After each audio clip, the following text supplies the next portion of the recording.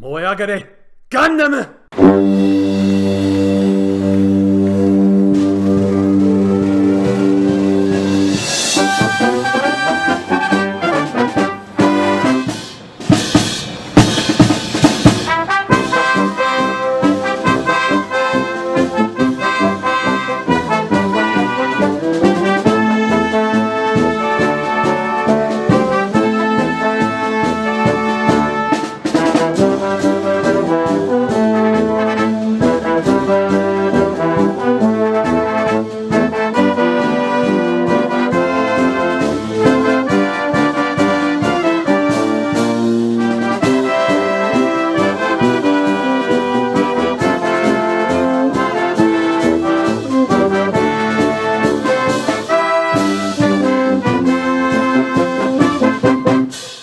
Hello and welcome to Weekly Suit Gundam, the special bonus podcast brought to you by the folks at the Weekly Stuff Podcast.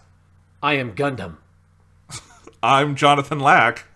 And we are here to talk to you today about Mobile Suit Gundam 00, or how I like to call it, 00 Gundam. And I am actually Sean Chapman, but in the tradition of 00 Gundam, where the protagonist boldly proclaims himself to be himself Gundam multiple times, I like to think of myself as Gundam.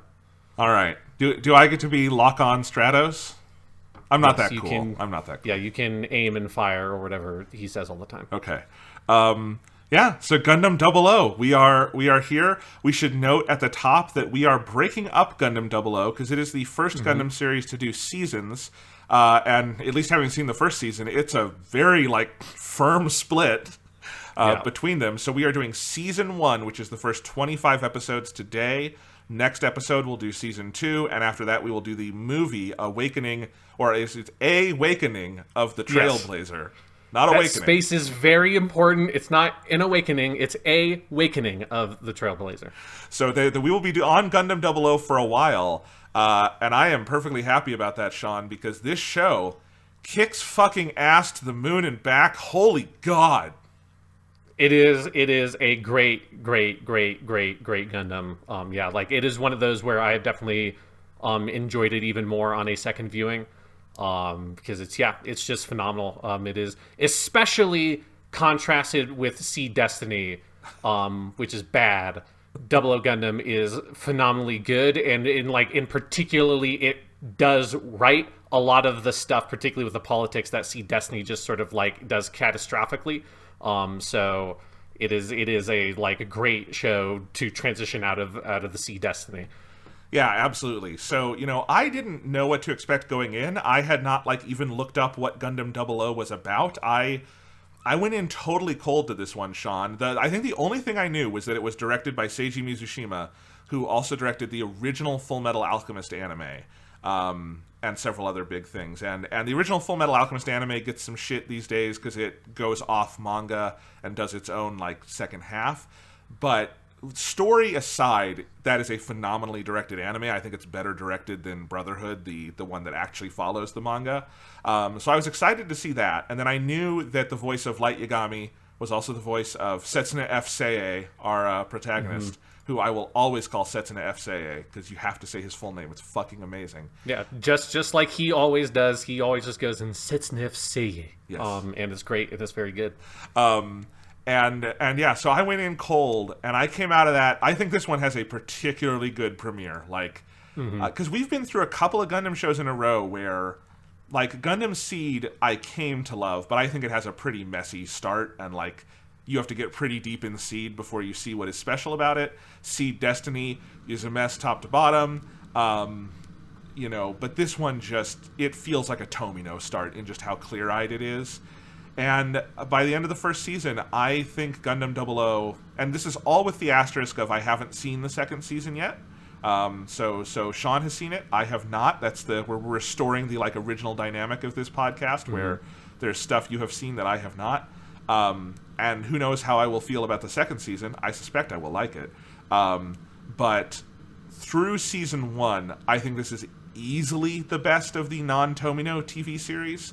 I'm not talking about the OVAs, because the OVAs are kind of a separate thing. But for the TV shows, the 11 or 12 TV shows we've watched, I think this is easily the best of the non-Tomino ones.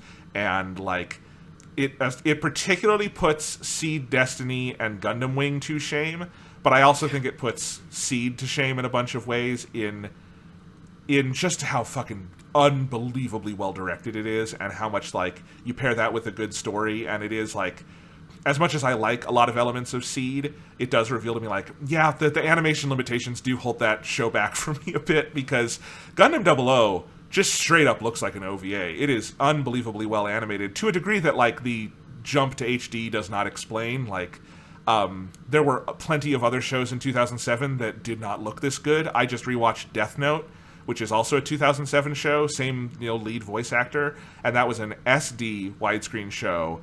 I think that's a very well directed show, but like it did not have the muscle Gundam 00 has behind it. So overall, this show blows me away, Sean. It is so good.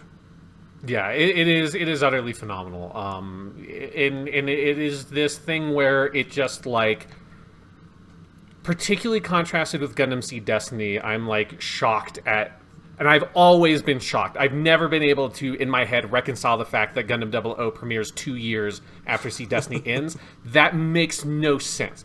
Those shows feel like they're 10 years apart from each other. At least. Just like the huge gap in production value, and obviously like in some stuff that it's like not Seed or Seed Destiny's fault that it's not widescreen and HD. Like this is like that transition period where things were moving in that direction. But yeah, you're right. It's not just that. It is also just the direction. It is the animation. I mean, obviously the choice to make the split at the middle contributes a lot to them being able to more sort of like effectively use the budget they have, so that they're not just sort of trying to push through 50 episodes in a year. But the whole thing just feels so purely modern and a modern anime production, and it just is crazy how much that feels like a switch was flipped between those two shows, because it does not feel like a transition. It is like a night and day difference. See Destiny to 00. Totally. And again, like this show is doing stuff with how it styles digital animation that I feel like a lot of the anime industry has taken a lot longer to catch up with. Like, it's doing stuff with like how it does like line work and like the sort of like depth and richness of color that like Toei animation, for instance, has only really caught up to in the last couple years with like the last arc of Dragon Ball Super and the Wano arc of One Piece and their current Dragon Quest anime, where like they've kind of revamped their entire animation pipeline. But like a lot of digital animation, even in the widescreen HD era, like continued to look very like flat, and like would sort of like not use like shadows and color all that well, like in a way like Seed and Seed Destiny do, where they're just like very flat and digital. And so 00 just feels like an absolute trailblazer in that way, It does feel like a awakening of a trailblazer, for sure. That was not intentional, but the word does apply here, I think. Yes, no, you're right. Like it is, like, because it is that thing where, I mean, 00 is now, it was made in 2007, so it is an old show at this point.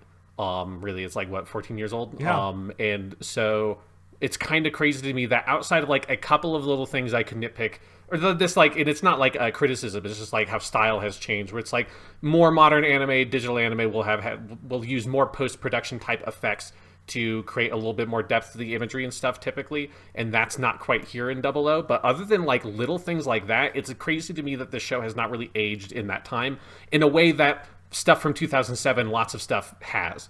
Like it is definitely like from that period, like this stands up as like one of, if not like the best animated show from that like whole year. Yeah, it's amazing. And just story-wise and character-wise, it really, I mean, the shows we're going to keep referencing are probably Seed, Destiny, and Gundam Wing, because this really does feel like, Seiji Mizushima and the other people who did this show looked at those shows and said, okay, there were a lot of good ideas here. Let's make an actual show about that. Like, let's actually do what those shows purport to do and, like, commit to it to a degree that those shows never did, with a lot of new stuff, too. And it also, like, in comparison to a lot of the other non-Tomino shows, just feels so unshackled from, like, Gundam history in a way where it is playing with it, and a lot of, like, the whole kind of Season 1, Season 2 split is clearly, like, Season 1 is creating a milieu that looks more like the Tomino Gundam's, like, traditional setup. But it's so playful with it, and it is so original and creative. There's none of the, like, Gundam Seed or Gundam Wing, like, sort of cloying, we're recreating all these elements, and sometimes it's interesting, and sometimes it feels like kind of a creative dead end. It's just such a bold series, and it is also politically so engaged with the moment it comes out in, and is still, I feel like, very smart and relevant. Like, there's some stuff like we do not talk about, PMCs as much as we did in 2007. This is very much, you go like, oh yeah, this is the same year that Metal Gear Solid 4 came out, isn't it? They talk about PMCs an awful lot. But it is politically engaged with its moment in such a fascinating way, and I'm so excited to talk about all of that. Yeah, and I think the politics of the show are like the thing that most sets it apart from the rest of like the AU stuff that we've seen so far, where like a lot of AU Gundam just doesn't feel super engaged with politics. Like they feel like something like Gundam Wing pretends it is, yeah. Right, and like with like says pacifism a million times and stuff like that, but it's like it's not actually engaged with any like real world politics of anything that like matters or is meaningful. And so like bringing that dynamic back to it, that is definitely like a big part of all of the Tomino shows, and reinvesting in like, let's make this a political show like with intent, and really dive into it. And it is like in many ways like one of the most actively and like directly political Gundams there is, and specifically of the moment it exists in. I mean, Sean, this comes out during the Bush presidency. Yep. And it has a Middle Eastern main character who was a victim of like a bigger country's war, who becomes effectively a terrorist, and his little terror group is the point of view of the show. I don't know how to overstate how like interestingly radical that is, especially for an American viewer who like, no American media was doing that. No American media does that. That is, I made a tweet about this pointing it out, but like, the same year that Gundam 00 premieres is the year 24 won its Emmy for Best Outstanding Series. Like, night and fucking day in terms of dealing with the politics of the time. Yeah. Yeah. Yeah. So, do you want to start maybe by giving us our history lesson? Yeah, so there's really not a huge amount to the history lesson, like trying to look up stuff about this show. I think it's I think what is clear to me is that the show must have had just like a very like healthy, functional production cycle, because there's no smoke behind the scenes, there's no weird rumors, there's none of that bullshit that you have to like trawl through, particularly for Seed and Sea Destiny, but it's also true of like all the shows we've covered so far. When I try to research them, it's like, okay, here's a bunch of like fan theories and stuff and trying to track down actual interviews. There's very little of that for 00 because I think it's just like they went in there, they got some really good people, and they did the work. But yeah, the people behind the show, as you said, the director is Seiji Mizushima, most well known for having directed the original Full Metal Alchemist. After this, he would direct a show that I really like with most of the same team from 00 Gundam called Ungo, that is like a weird, very kind of hip, near future detective show that's very cool, that for people who like 00, that's kind of like the project that a lot of these people move on to next. It's not as good as 00, but it is very cool. But so they hire him to be the director, and then he brings on a writer named Yosuke Kuroda, who just is like a really good, very seasoned writer in the industry. He's worked on a bunch of stuff. He had worked on, I think, Excel Saga was one of the main things that was a pretty popular show at the time in the 90s that he had worked on. And then he will come up again because he is one of the major creative figures behind the Gundam build side of the modern Gundam universe. So we'll talk about him again. He has also since gone on to, like, in the modern context, his most famous project is he is the main writer for the anime version of My Hero Academia. So he has gone on to do, like, before this, he had done a lot of good work. He did a lot of good work on Gundam 00, and he has gone on to do a lot of good work, both with Gundam and outside of Gundam since. That is a ridiculously successful career, to do all of that and then get My Hero Academia. And it's just like, as you're like cherry on top of like, I have this work for as long as I want to live. My Hero Academia. Yes, no, yeah. So he's just a really, really great screenwriter. And then one other interesting person they pulled in is the character design was done by a mangaka named Yun Koga, who she mostly had done like shoujo style, what would be called like shonen ai or BL boys love type of manga, meaning it's like mostly it is the less crass version of yaoi for people who know that term. I feel like is probably slightly more common in anime fandom in the West. But so she's, mostly like writes Bishonen type characters and designs Bishonen type characters for her manga. So they bring her in to do the character design, which I think that's one of the things that adds an interesting other element to Double O. Is it is going back to that Gundam Wing style Bishonen thing that Seed and Sea Destiny have a little bit of, but that early 2000s art style makes everybody look kind of awkward to me because they have like giant eyes and their eyes are too far set apart. Here it's a more sort of like slightly more traditional anime style, bringing back that Bishonen thing that Gundam Wing has, which I think is probably one of the reasons why Double O is one of the handful of Gundam shows that has like a really, really active female fan base in particular. I mean, you're dancing around it. What we mean to say here is that the men are really sexy in this show. Our 4 Gundam boys, they are hot Gundam boys. Setsuna F. he is dreamy. His hair is cool. But it also makes sense to me, Sean, that it's a mangaka because these look like manga designs. Like, there is to me like kind of a difference between what an anime design looks like, which I always think of as like maybe a little more rigid, angular, and then like a manga design which just feels like the human hand is in it a little more, and there's a little more roundedness to it. And I think that also goes to like some of how they do the coloring and toning on this show and stuff. Just feels so fluid and yeah, like if you told me this was based on a manga, I would believe it. In a way, like Gundam does not typically have that feeling, and that's okay. But yeah, it has that definitely. Yeah, and then they also, to do the music, they hire legendary music composer Kenji Kawai, who he's probably the most famous thing, and like my favorite thing he's worked on is the Ghost in the Shell soundtrack from the original movie, which just has like fucking unbelievable music. But I mean, he's worked on 1,000 million projects. Like if you look up his like work history, it just scrolls on forever because he has done everything.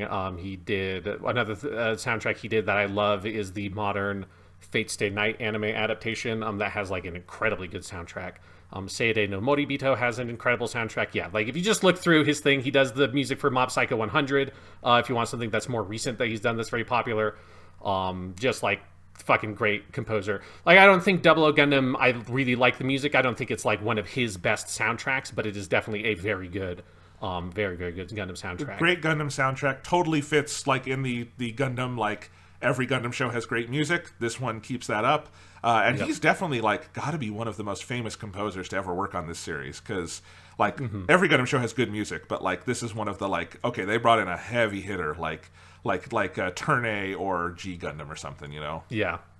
So they and that's like really what it kind of feels like the production of Double O Gundam is.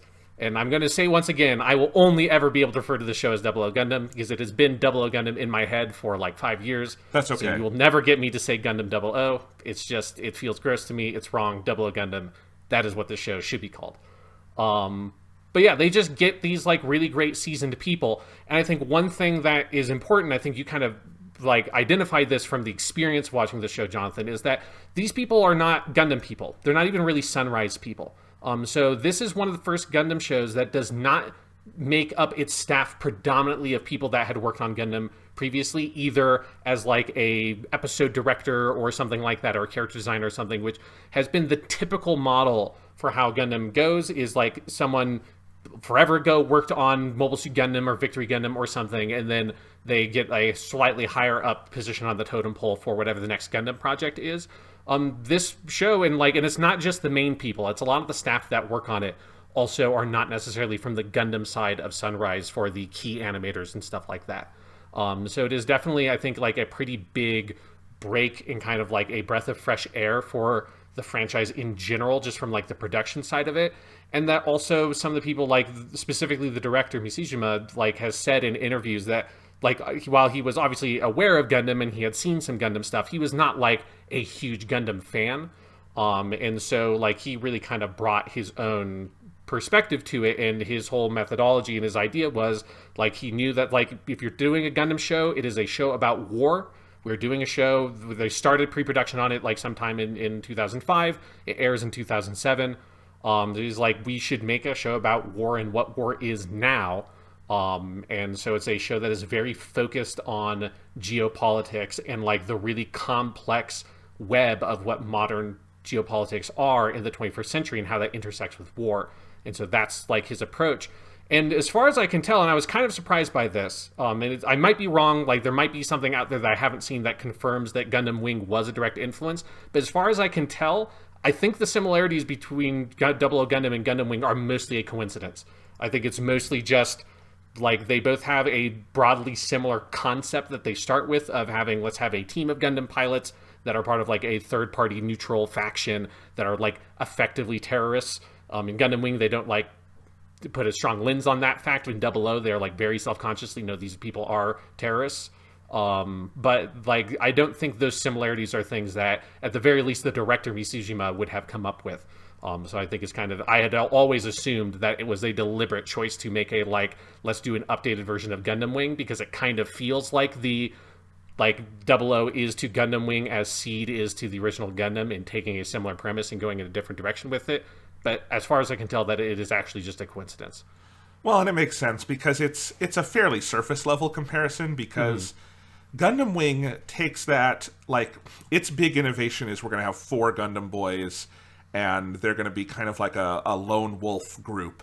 But then it kind of tries to take that square peg and put it into the round hole of the Tomino Gundam formula with, like, we're going to have our Char clone, and we're going to do, you know, this, like, at this point we're going to go into space, and we're going to go back to Earth. Like, it kind of follows the shape.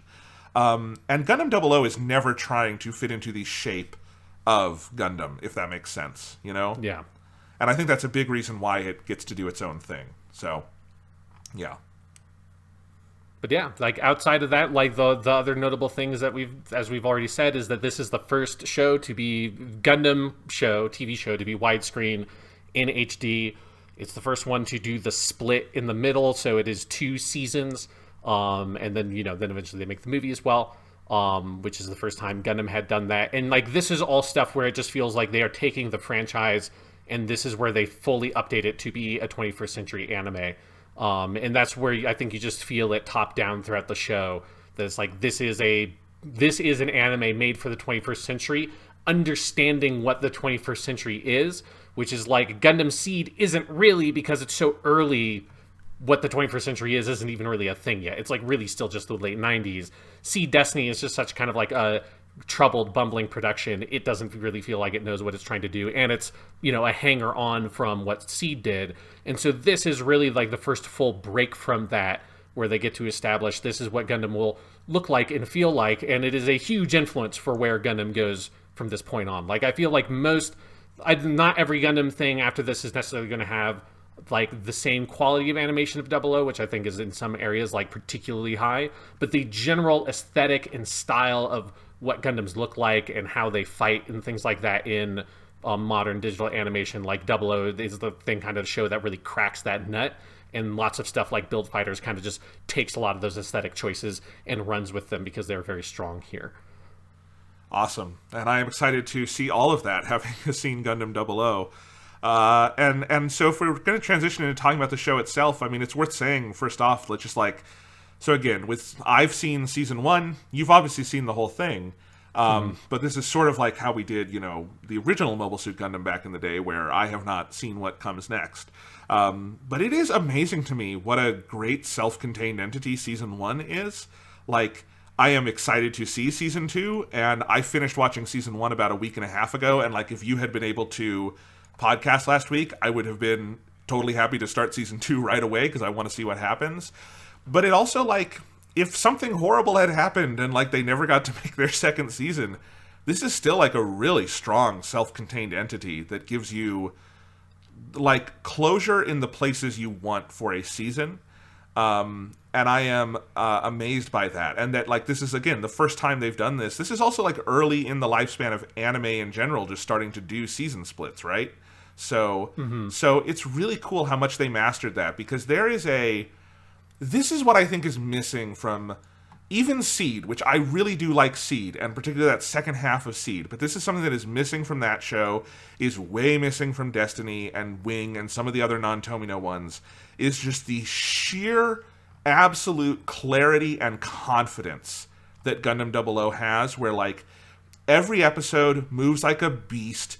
There's like one half of an episode has some recap stuff, but it's never slowing down for that.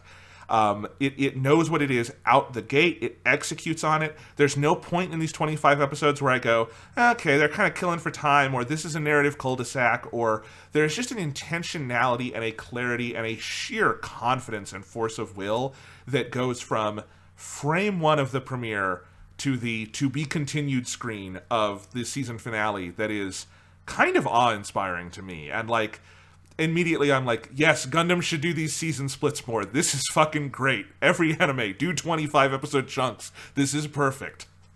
Yeah, it definitely, by making the intentional choice to go for 25 episode seasons and then specifically have, you know, that the end of the first season was sort of lead into a big time jump, which is then you get that kind of epilogue or whatever for season 1 where you get to see the glimpse of what that time jump is, and then that's where season 2 takes place. And so, yeah, like, it really helps the pacing a lot, where even a lot of, like, the really good 50-episode shows still struggle sometimes with the pacing and kind of figuring out, well, how do you, like, where do you hit your marks, right? Like, at what point do you then have to sort of say, let's do a recap episode here, or let's spend a little bit of extra time on the moon colony, or whatever it is, right? And take a couple of episodes here because you have a 50-episode order to fill. Here, it's like, no, let's tell a 25-episode story. And really, because I watched, like, a lot of... it was interesting. I kind of watched it in big chunks when I had time. So I'd watch, like, big 8-episode chunks and then take, like, several days off until I had a good chunk of time to watch it again. So I watched the last, I think, about 5 or 6 episodes of Double Gundam last night because I wanted to save the last chunk for right before we recorded the episode. And I watched that last chunk kind of thinking about, like, well, what if there was no season 2 of Double Gundam? And I think with only a couple of, like, minor changes, you really could just end here. Like, it's mostly little things that they set up, like ribbons for season 2, that, like, you could easily write around and do something and make a, like, cleaner conclusion that would feel a little bit, like, contrived because they are setting those things up all throughout season 1. But broadly speaking, it is like, this first season is like a more or less fully self-contained story that tells its story. It has its beginning, its middle, its end. It's a fairly bleak end, but it is a well-earned bleak end that says a lot about the themes of what season 1 is doing. And I think that contributes a lot to just how kind of propulsive and effective the show is, that it is not aiming to tell, here is one big 50-episode story. It's to saying, here's a 25-episode story, and then we're going to do a 25-episode sequel to that story. Yes, it's so smart. And, like, I totally agree, because you could do because it would be totally fitting, too, tonally, to do, like, this ending where, obviously we're going to get into spoilers, so if you haven't watched it yet for some reason, dip out. But, like, Celestial Being just fucking loses at the end of this, you know? But in a sense, they also win, because they do get the entire Earth united. They just get them united against them. And so there's a way you could end that in, like, the Gundam Meisters got what they seemingly wanted, but were, like, betrayed and killed for it. And, like, that would be a really great, powerful story. And I kind of like that they get to sort of tell a version of that and then go on and keep telling the story in a way that I assume will do more for all these characters in season 2. Again, I don't know what's coming. But yeah, it is so satisfying, and it has not been that hard. Like, I have not had to, like, resist going and watching season 2 while I've been waiting to record this, because season 1, like, I felt closure on it, you know? I felt like, this is good, I can wait. Yeah, no, and so because that was one of the things that I could not remember exactly, like, what happens at the end of season 1. It's like, what is the thing that does that time jump? And then when I got here, I'm like, oh, right, fine, because it's like the end of season 1 is so huge and, like, climactic that in my head I was like, that should all happen sometime in season 2, surely. And I get here, it's like, oh, right, no, this is the climax. This is what causes the time jump to happen. And it's like, holy shit, the last couple episodes of Double Gundam are so good. Yeah, it's like getting, you know, it's not quite this good, but it's like getting something like Zeta Gundam, but halfway through the story, the end of Zeta Gundam, and it's just like, oh my god, it just builds to such a head of steam. Yeah. So, where I'd kind of like to start with this, Sean, if we could, is just the world building, because I think Gundam 00, again, particularly coming off Seed and Seed Destiny, where even at their best, those shows are bad at world building. Yeah. This show is so ludicrously good at world building. Like, it is, and it has that confidence that I think, like, Tomino Gundam has, where you can start throw people into the deep end and give them like enough story info to keep you hooked, but you're not telling everything about the world all at once. But there is that confidence where the viewer just trusts that this world makes sense, and the more you watch, the more that trust is rewarded. I think Gundam 00 is really good at that. Yeah, I think it's something particularly with the first half of season 1, like, that's interesting to me, is that it feels like it is a, like, pretty hardcore speculative fiction style story, because, like, really where it starts and what that first 10 or so episodes is, like, really focused on covering is this question of what happens when a third party, like, neutral armed faction appears and just declares unilaterally any armed conflict that happens on Earth, we will go in there and we will stop it by using deadly force. And it is a show that section is just really laser focused on what would happen if, right, that's like what the idea of speculative fiction, which is like a more narrow band of what sci-fi is asking like an interesting, like, incisive question about that reflects on like the modern era in some way, and trying to follow that through to its conclusion, which is also like the foundation of Gundam. I think it's one of the things that makes it feel like it is a proper Gundam like successor, is that it is one of those shows that feels like it is similar to Tomino's sensibility of really wanting to get a more hard sci-fi type perspective and follow through on that. Because I think that whole opening stretch where the characters are really kept at an arm's length, like you don't get like much like in-depth characterization of your Gundam boys or like any of the other factions, because it is such a wide lens it looks at and is jumping around to so many different characters, because it's mostly interested in like what happens here, how do the major factions and the political factions of the world respond, like how do they manipulate and try to like use celestial being for their own purposes and all that kind of stuff, like the political intrigue there and the sort of struggling with this really complex inherent contradiction of trying to stop violence by using violence on a big global political scale is so interesting. And I think that stretch of those first 10 or so episodes of Double Gundam that is so focused in on that question and that big picture perspective is really fascinating, is where you get this really great world building that starts with something that I love about Double Gundam, which is that technically Double Gundam is the only Gundam show that takes place in our world, Jonathan, because it is set in the Anno Domini period. So this is like 300 years or something in our future is when Double Gundam is meant to take place. So it is not weird fakey versions of country names and things like that. It is just like straight up, nah dog, this is Earth. Like this is not like an alternate reality Earth. This is our future, is what it's kind of postulating in a very sci-fi kind of way. Absolutely, and that's what I wanted to add to what you were saying there, because when you talk about speculative fiction, part of what makes good speculative fiction is the grounding in something that feels like our world. You know, if you were doing speculative fiction and it's like our world, but everyone had a lightsaber, like that's not speculative fiction, right?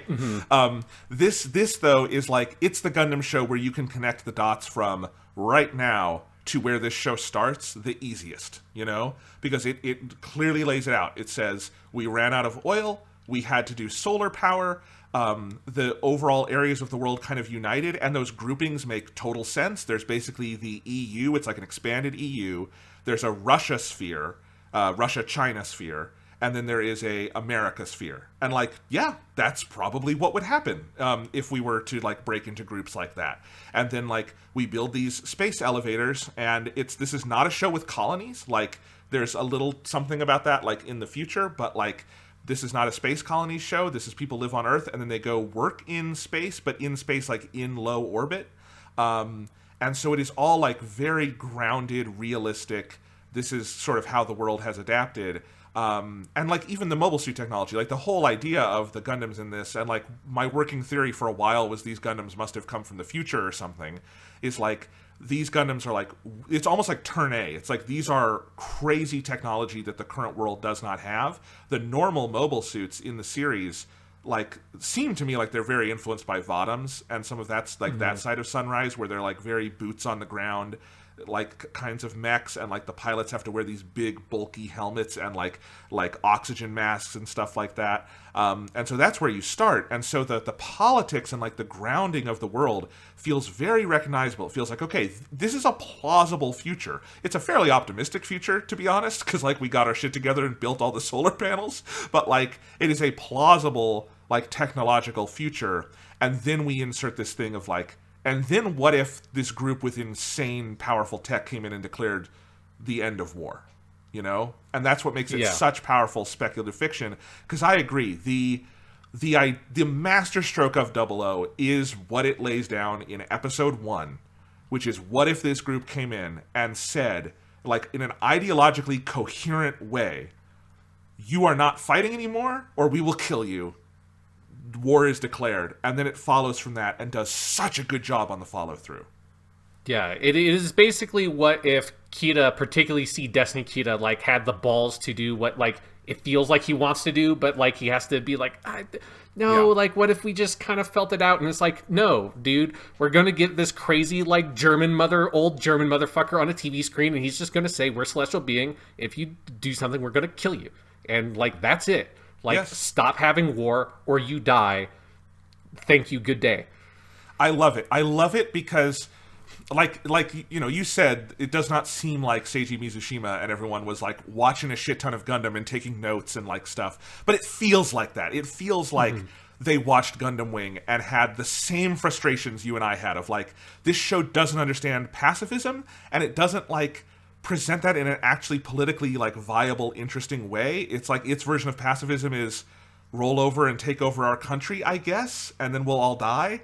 And then like Seed does this the best, but that's because it's doing it like in the middle of a heavy conflict where like Kira and company don't have to like come up with a like durable ideology. They just have to stop what is in front of them, you know? And then that's where Seed Destiny falls apart, is it completely fails to figure out like what would Kira's ideology be going forward? What would an actual like version of this look like? And what I love about Celestial Being is it is uncompromisingly clear. Like it is there is obviously hypocrisy there in the like we're going to end violence with violence, but they also just own it, and they just say like our belief is that conflict should not be solved through war. We are not intervening in your politics. We are not intervening in your elections. We're not intervening in any of that. Do whatever the fuck you want. You just can't do it with armed conflict. And if you do that, we will make an armed intervention. Thank you. Good day. And that is it. And that is like so fucking clear-eyed. And it is there in episode fucking 1. And then they just keep following on that.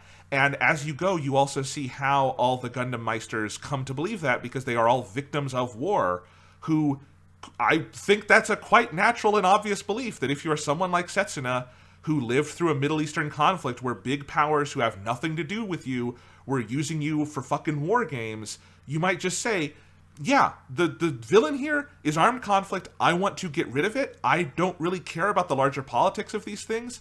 This is the point. This is what we're doing. And that's the story going forward. And of course, Double O starts to complicate that and do other things with it. But it is so fascinating in like, it just feels like such a breath of fresh air after particularly Wing and Seed Destiny and me pulling my hair out at all the hypocrisies and nonsense in those shows to get this. And it's like, this show is so fucking smart. Yeah. And it's, I think one of the things that really just sort of makes it feel so powerful is how much it is like just living in, like, it's pulling from the historical moment in which it's made, right? And so I think one of the reasons why Seed and Seed Destiny are so messy in many ways is because, like, the geopolitical situation in which they are created is super messy, right? Because that early phase of the Iraq War, which is like the initial invasion and the killing of Saddam and all that stuff, like, that is such like a weird, messy, like, you kind of, nobody knows what the fuck is even happening. What are like America's actual motives? Like, how is this going to play out? How will it end? All that kind of stuff. It's just like they're made in the midst of that. Whereas Double O Gundam is made after that kind of initial phase has ended, and it has now become clear that like we are in that, it was made in the beginning stages of what we now call the Forever War, right? Of like the geopolitical situation with war now is one that is like a broad extension of what was happening during the Cold War, where it is you have a handful of major superpowers placed around the globe, like Russia, like America, and China, and then they fight proxy wars in different ways, or like, you know, and that might involve like a direct armed invasion or like drone strikes and stuff like that by the U.S. But it is not what Seed presents, which is a classic vision of war, which is two sides that have some sort of like fundamental disagreement, or there's some sort of spark that occurs, and these two sides try to kill each other or like force one to surrender.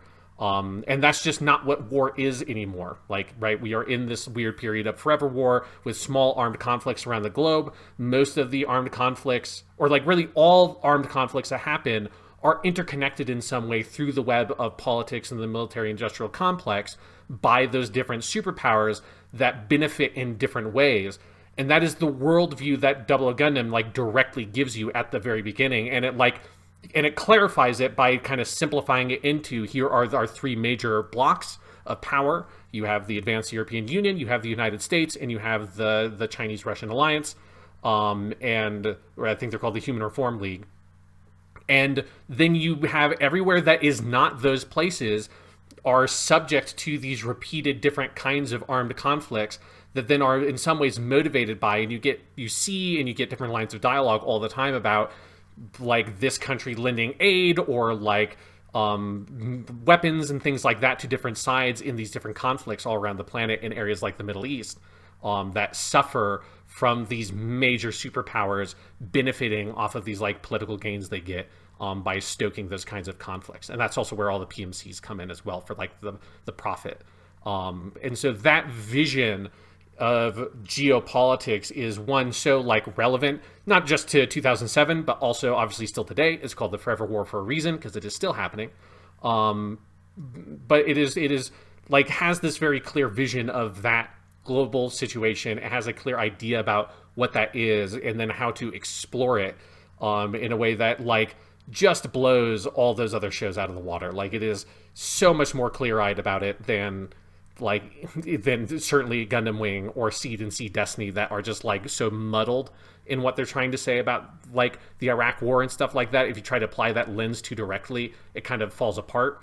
Whereas with Double O Gundam, you can apply that lens very exactingly and the show holds up to it.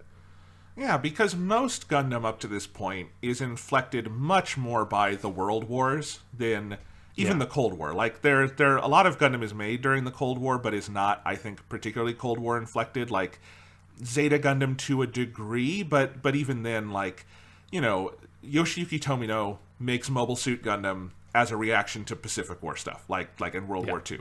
Like most Japanese of his time, like that's what is on his mind when he goes and makes that. And so most Gundam is in sort of that mode.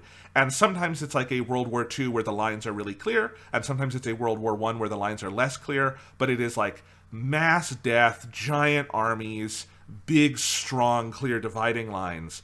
And Seed and Seed Destiny inherit that, and like Seed Destiny really hits a wall where it's using that structure, but then trying to do themes that are much more relevant to a forever war kind of situation, you know? And that's where a lot of the like intellectual nonsense of Seed Destiny comes from. But Double O is so clear-eyed, and I think also like for 2007, amazingly so. Because again, like American media had not started to grapple with this at fucking all at this point. And certainly I know some other pieces of Japanese media that are starting to do this, and if you look around the world, like the whole world was so horrified by what America was doing, and like Japan, there is a lot of good media that does this from the time. But like this show is just as relevant now in 2021 as it was in 2007, because the situation has not changed. It's like become further entrenched in a way that sort of proves the speculative future of Gundam 00. It doesn't like feel like they kind of had all of this off. Like, no, they got it, you know. You talk about like the forever war is forever for a reason. We have a new president in the United States as of this recording. We have President Joe Biden. He is the fourth consecutive president to be presiding over the war in Afghanistan. Yep. Fourth consecutive president. You know, we've only had 5 presidents in our lifetimes, Sean. 6, we were born at the tail end of H.W. Bush, but so if you count that. But like, who also was in Iraq. So like, you know, it really is a forever war situation. down to just like the Human Reform League. That is 100% what the Communist Party of China would call their like new alliance. 100%. That is what Xi Jinping would call his like crazy like that is like such canny naming. I think there's just stuff like that they get. Like I do think if there's one criticism of that, I think they lean harder on Russia than they probably should. Like China should have a bigger like role in the politics of this show.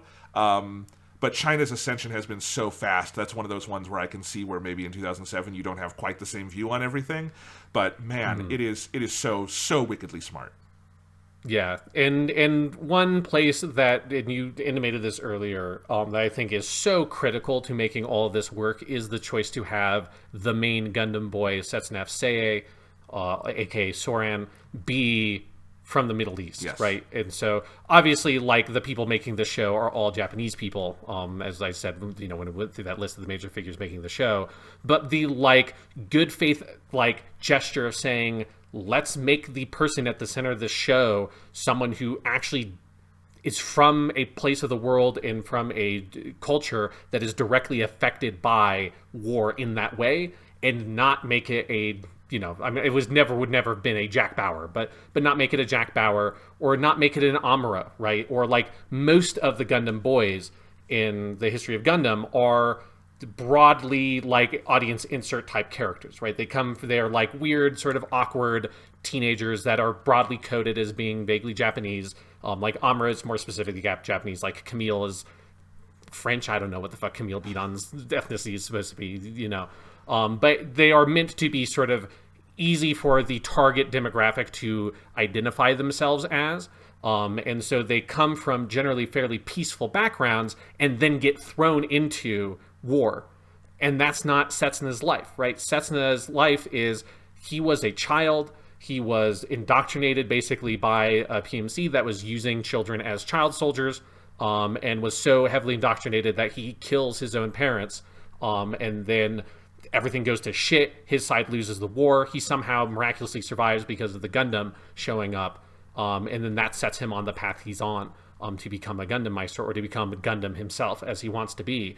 And that is, I think, such a critical choice to not go for the traditional Gundam boy character, and instead go for Setsuna. And then they give you the traditional Gundam boy in Saji, and they do that whole side almost as like a pseudo parody for the early parts of the show of like, here is what the self-audience insert character is in this world. It's you, audience member, sitting at home comfy, like watching this stuff on the news, sort of like slightly curious about it, but not really paying too much attention and moving on with your life, while everywhere else on the planet, people are dying. And one of the reasons they're dying is because of the like alliances in the country that you are a part of are contributing to those conflicts, and you're just utterly happy and ignorant of it. Or whether or not you're ignorant of it, you don't do anything about it. You just go about your daily life, which is what we do all the time.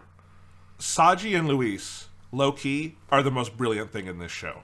Yeah, I agree. They are, I think they might be the real masterstroke of this thing, because what it is the Gundam boy who never gets in a mech. I don't know about season 2, but in season 1, he never touches a mech, he never gets close to a mech, he is completely detached from it, but he is Amuro. He is who that guy would be.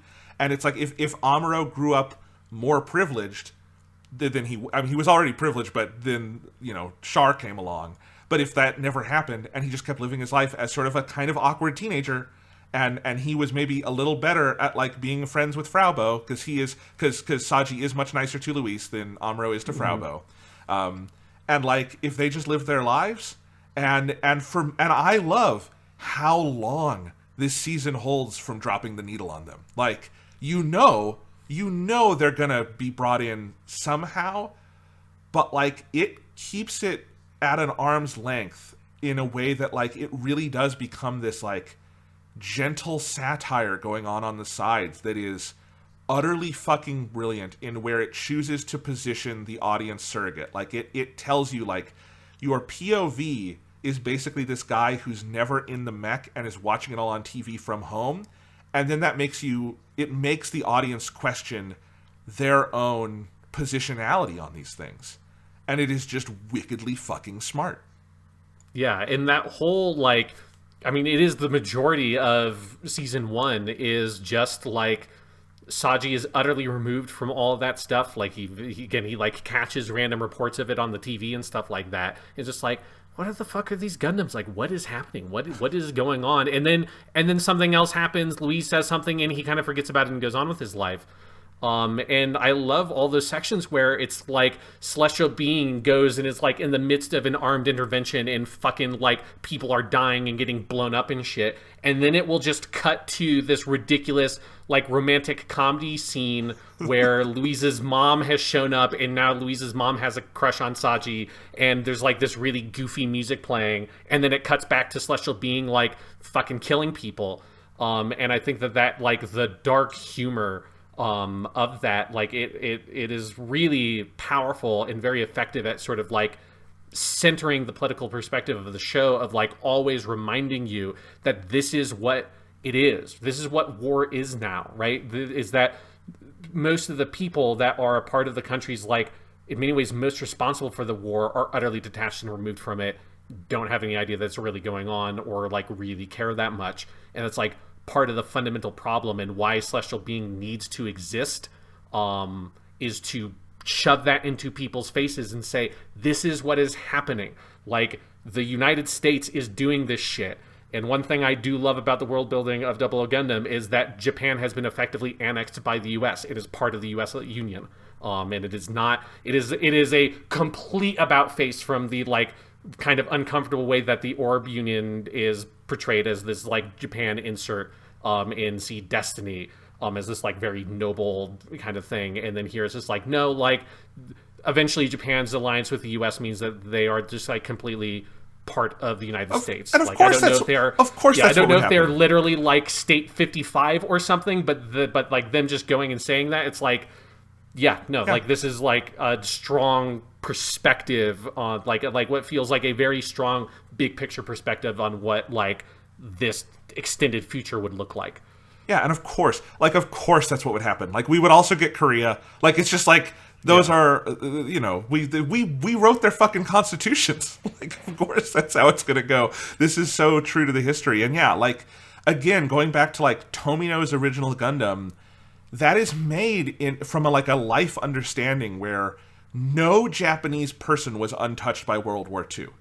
Not a single one. You were touched by it. You either fought, or you had to ration, or you had to, and this is true of other countries, the United States too. Like, the United States did not get firebombed, but like, you had to do rationing and like buy war bonds and stuff in every country on earth. In a world war situation, there wasn't this like stark separation. But now, like, militaries are much smaller in the number of people that are actually out in the field fighting, and the population is so much more detached, and there is none of that going on. And so, yeah, that is I think the thing that like fully firmly feels like this is the innovation of Gundam 00. This is the thing where, like, more than anything points to they understand the world in a different way than Gundam has understood it before, because it's coming from like a new generation that is not trying to understand the world through a lens from 1979, which I love, and I think Gundam is still extremely relevant. But if you're going to keep making new Gundam, you do have to move on to a new understanding of the world, and this is the show that does that. Yeah. And it's just, that was one of the things that, like, I remembered that this is the stuff that Double O Gundam does, but, again, it's been like 5 years since I watched it, and so, like, rewatching it being like I think I kind of took for granted how smart this show is, because it is incredibly impressive, and the way that it feels effortless, the way it does it, like, it's just so smooth, as it builds all those pieces and gives you characters like Saji, that at first you're like, you don't really have a lot of context for saying, like, where are they going to go with these people? And then as that becomes more clear, it's just, its command of its vision of its politics and its world building is so strong. It was just an incredibly impressive thing upon rewatch, like, kind of rediscovering how good it is. So good, so smart. And, like, again, for me, there is something of me asking myself, okay, where was I in 2007 when this was coming out? We would have been freshmen in high school. What was I watching on TV at the time? What was American media? Like, how were we filtering the world? What, like Setsuna is, ethnically, like, Arabic, basically, in this show. What did Arab characters look like on TV when I was growing up in the 2000s? not like Setsuna F. You know, and like it's not. I'm not saying it's like perfect representation. It's still obviously like a Japanese person voicing him and all of that. But like it is just such a stark contrast in like the thoughtfulness going on. Because again, like if you told me this show was made today, the only thing I would point to is like, well, we don't talk about PMCs as much, but like that's about it. In terms of like where I would say like it feels a little off, and so it being from 2007 is like it is truly amazing to me. There are just some like jaw on the floor stuff in this show, Sean, where I'm like, I can't believe they're doing this, and they're doing it so intelligently. Yeah.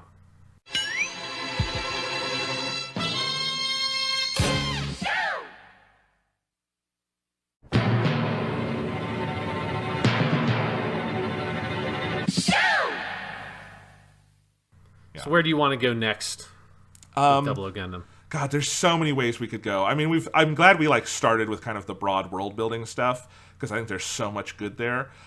We could I think we should maybe just talk about our 4 Gundam boys, because they will be with us through, 3 of them will be with us through the next season.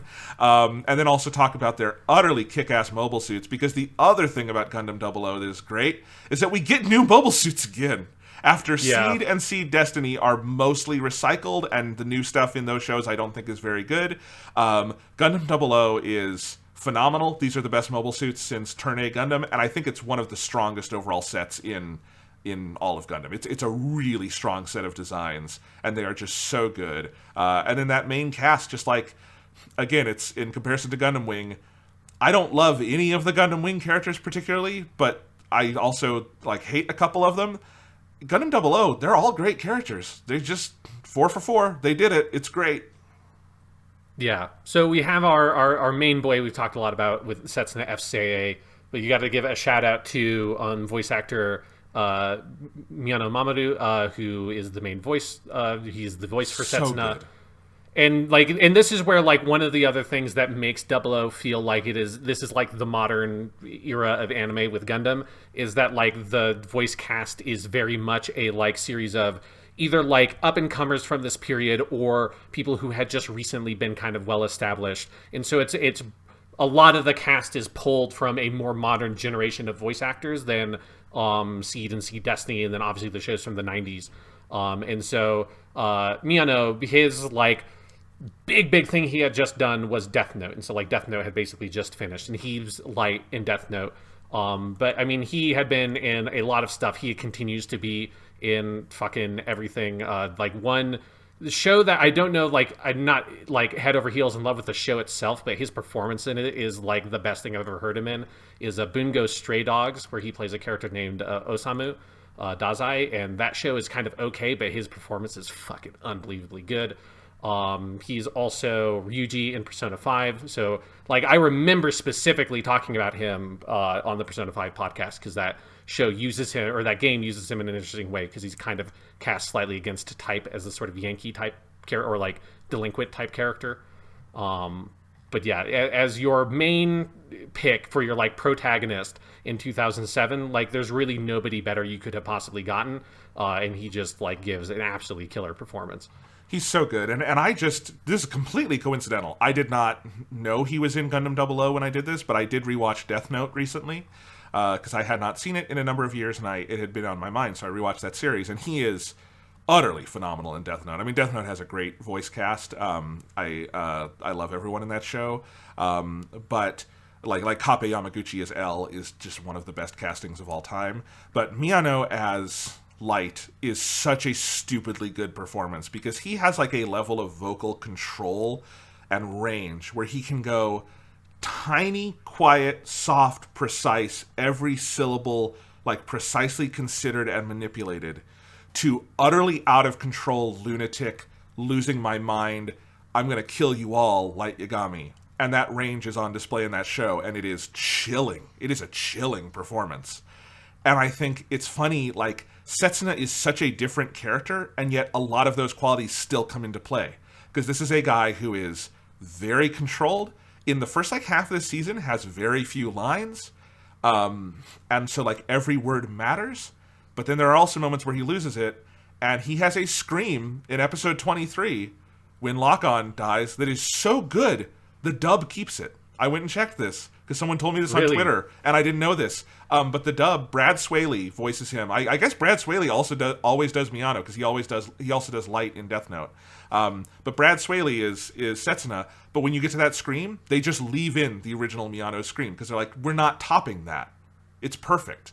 It's funny. I did not know that. Yeah, that's amazing. I don't know of another dub that does something like that, but I love it. Yeah, no, because, yeah, it's just, like, I'm a huge fan of, generally as a voice actor. And also, if people like his, like, voice acting performances, you should also look up some of the stuff he does on, like, Japanese variety shows. Because he's also, like, a very successful singer and, like, musical artist as well. Like, I mean, he is a huge fucking deal. Like, if you're into voice actor culture at all in Japan, you would know who he is. And he is an utterly hilarious person. So it's like all the stuff he does where they like, if a variety show, like a comedy variety show wants to do like a bit where they'll like overdub one of like the comedians hosting the show or something with like a cool voice actor, they'll get him. There's lots of clips of him doing these very funny dubs because he is just like a hilarious person in real life. So awesome. Big fan. Yeah. So then I guess we would be talking about Lockon Stratos. Yes. Oh my God. The just A+ Gundam names also in this show. It should be said. Lockon Stratos. So voiced by Shinichiro Miki, who I am also a huge fan of. He plays a character named Urahara in Bleach, who's kind of the like mentor type character in Bleach, and it is a incredibly good performance. I mean, he's in a bunch of stuff. He plays James in Pokemon. So like that's, if you like go to his like work history, it is just a like 1,000 Pokemon things he's been in, because he's been playing that since the 90s. But I mean, he's been in like everything. He's from like a little bit more of that, like comes from that more 90s generation of voice actors, but I don't think he had been in Gundam before. And yeah, it is fucking Lockon is the coolest fucking character in Gundam. Like, he is just what a fucking guy Lockon Stratos is. And I have my slight like bias because he's Irish and that's like where my history is, and so I've always liked that about the characters. Like, here's this sick fucking cool Irish dude in Gundam that just goes and fucks people up, but he is just so goddamn cool. He is so cool. He's definitely the one who makes like the strongest like initial impression, and because he dies, has like the best arc over season 1. Setsuna too, obviously, because he's the main character. But like Lockon of the other 3 makes the strongest impression here, and he's great. I remember when you get to that episode where Setsuna is in space and decides to save the colony or not the colony, but like the piece of the craft that Saji and Louise are in. And so he's like pushing it back out of the atmosphere, and you have Lockon on Earth doing the sniping from the ground into low orbit, and I'm like, okay, this is the coolest character. This is just the coolest. Like, how have we not had... Because the only one I know like this is Gundam Thunderbolt, sort of does a Gundam sniper thing that I really like too, but like the Gundam sniper type is something we have not had enough of, and it is really cool. Yeah, it's so cool. Yeah, that moment is a real just like get up and applaud like end of an episode where you just, this massive fucking laser beam shows up out of nowhere, and then it cuts to the fucking Earth, the surface of the Earth, where he's just chilling on an island. It's like, wait, you just shot from the surface of the Earth up into space and hit this thing?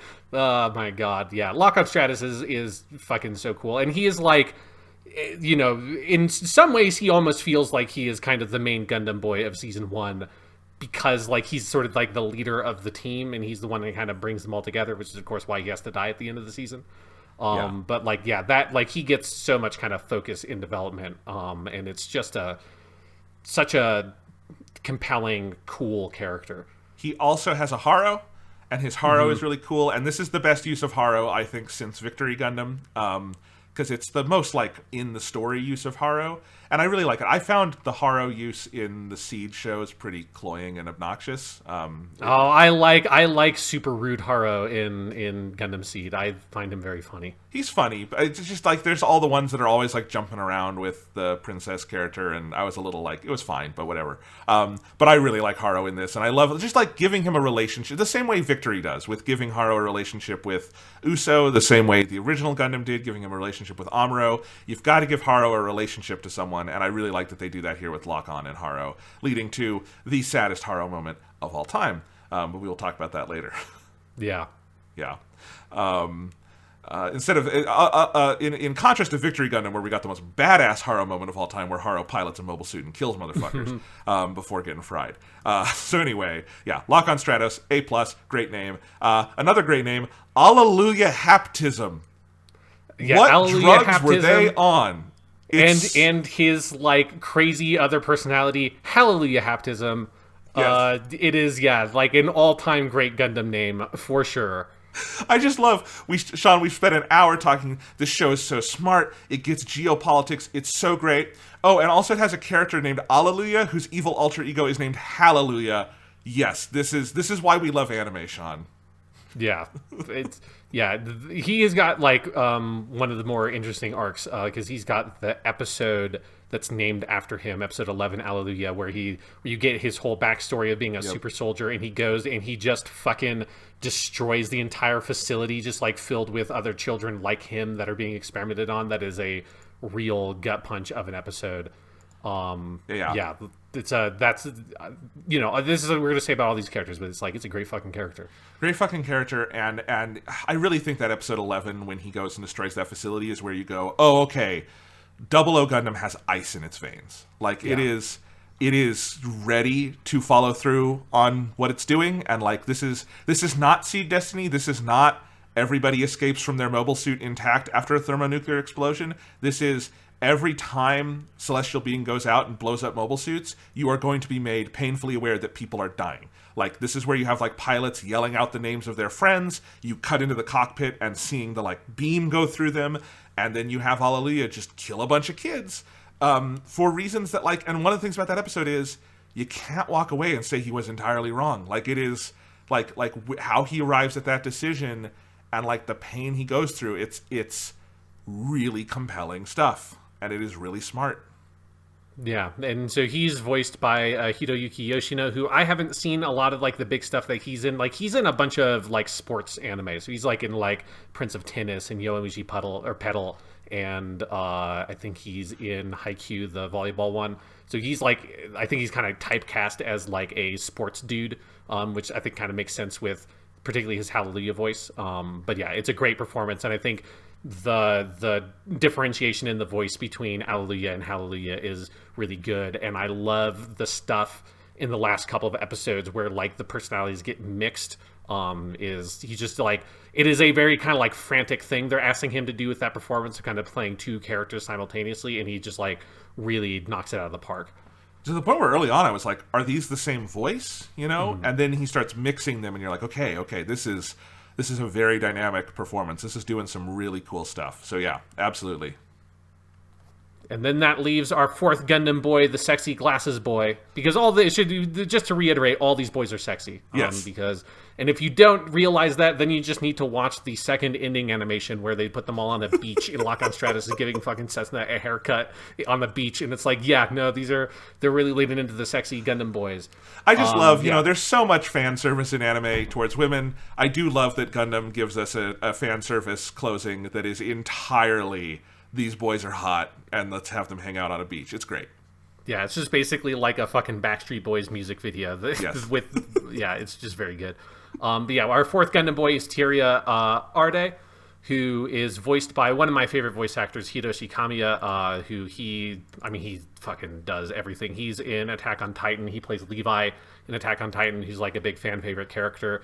He's the main character in Bakemonogatari, which is one of my favorite shows. He's the main character in Psyche no Kusuo no Sign-On or whatever, the comedy show about the high school boy with psychic powers that is hilarious. Is he the guy you said was your favorite of the last decade? Mm-hmm.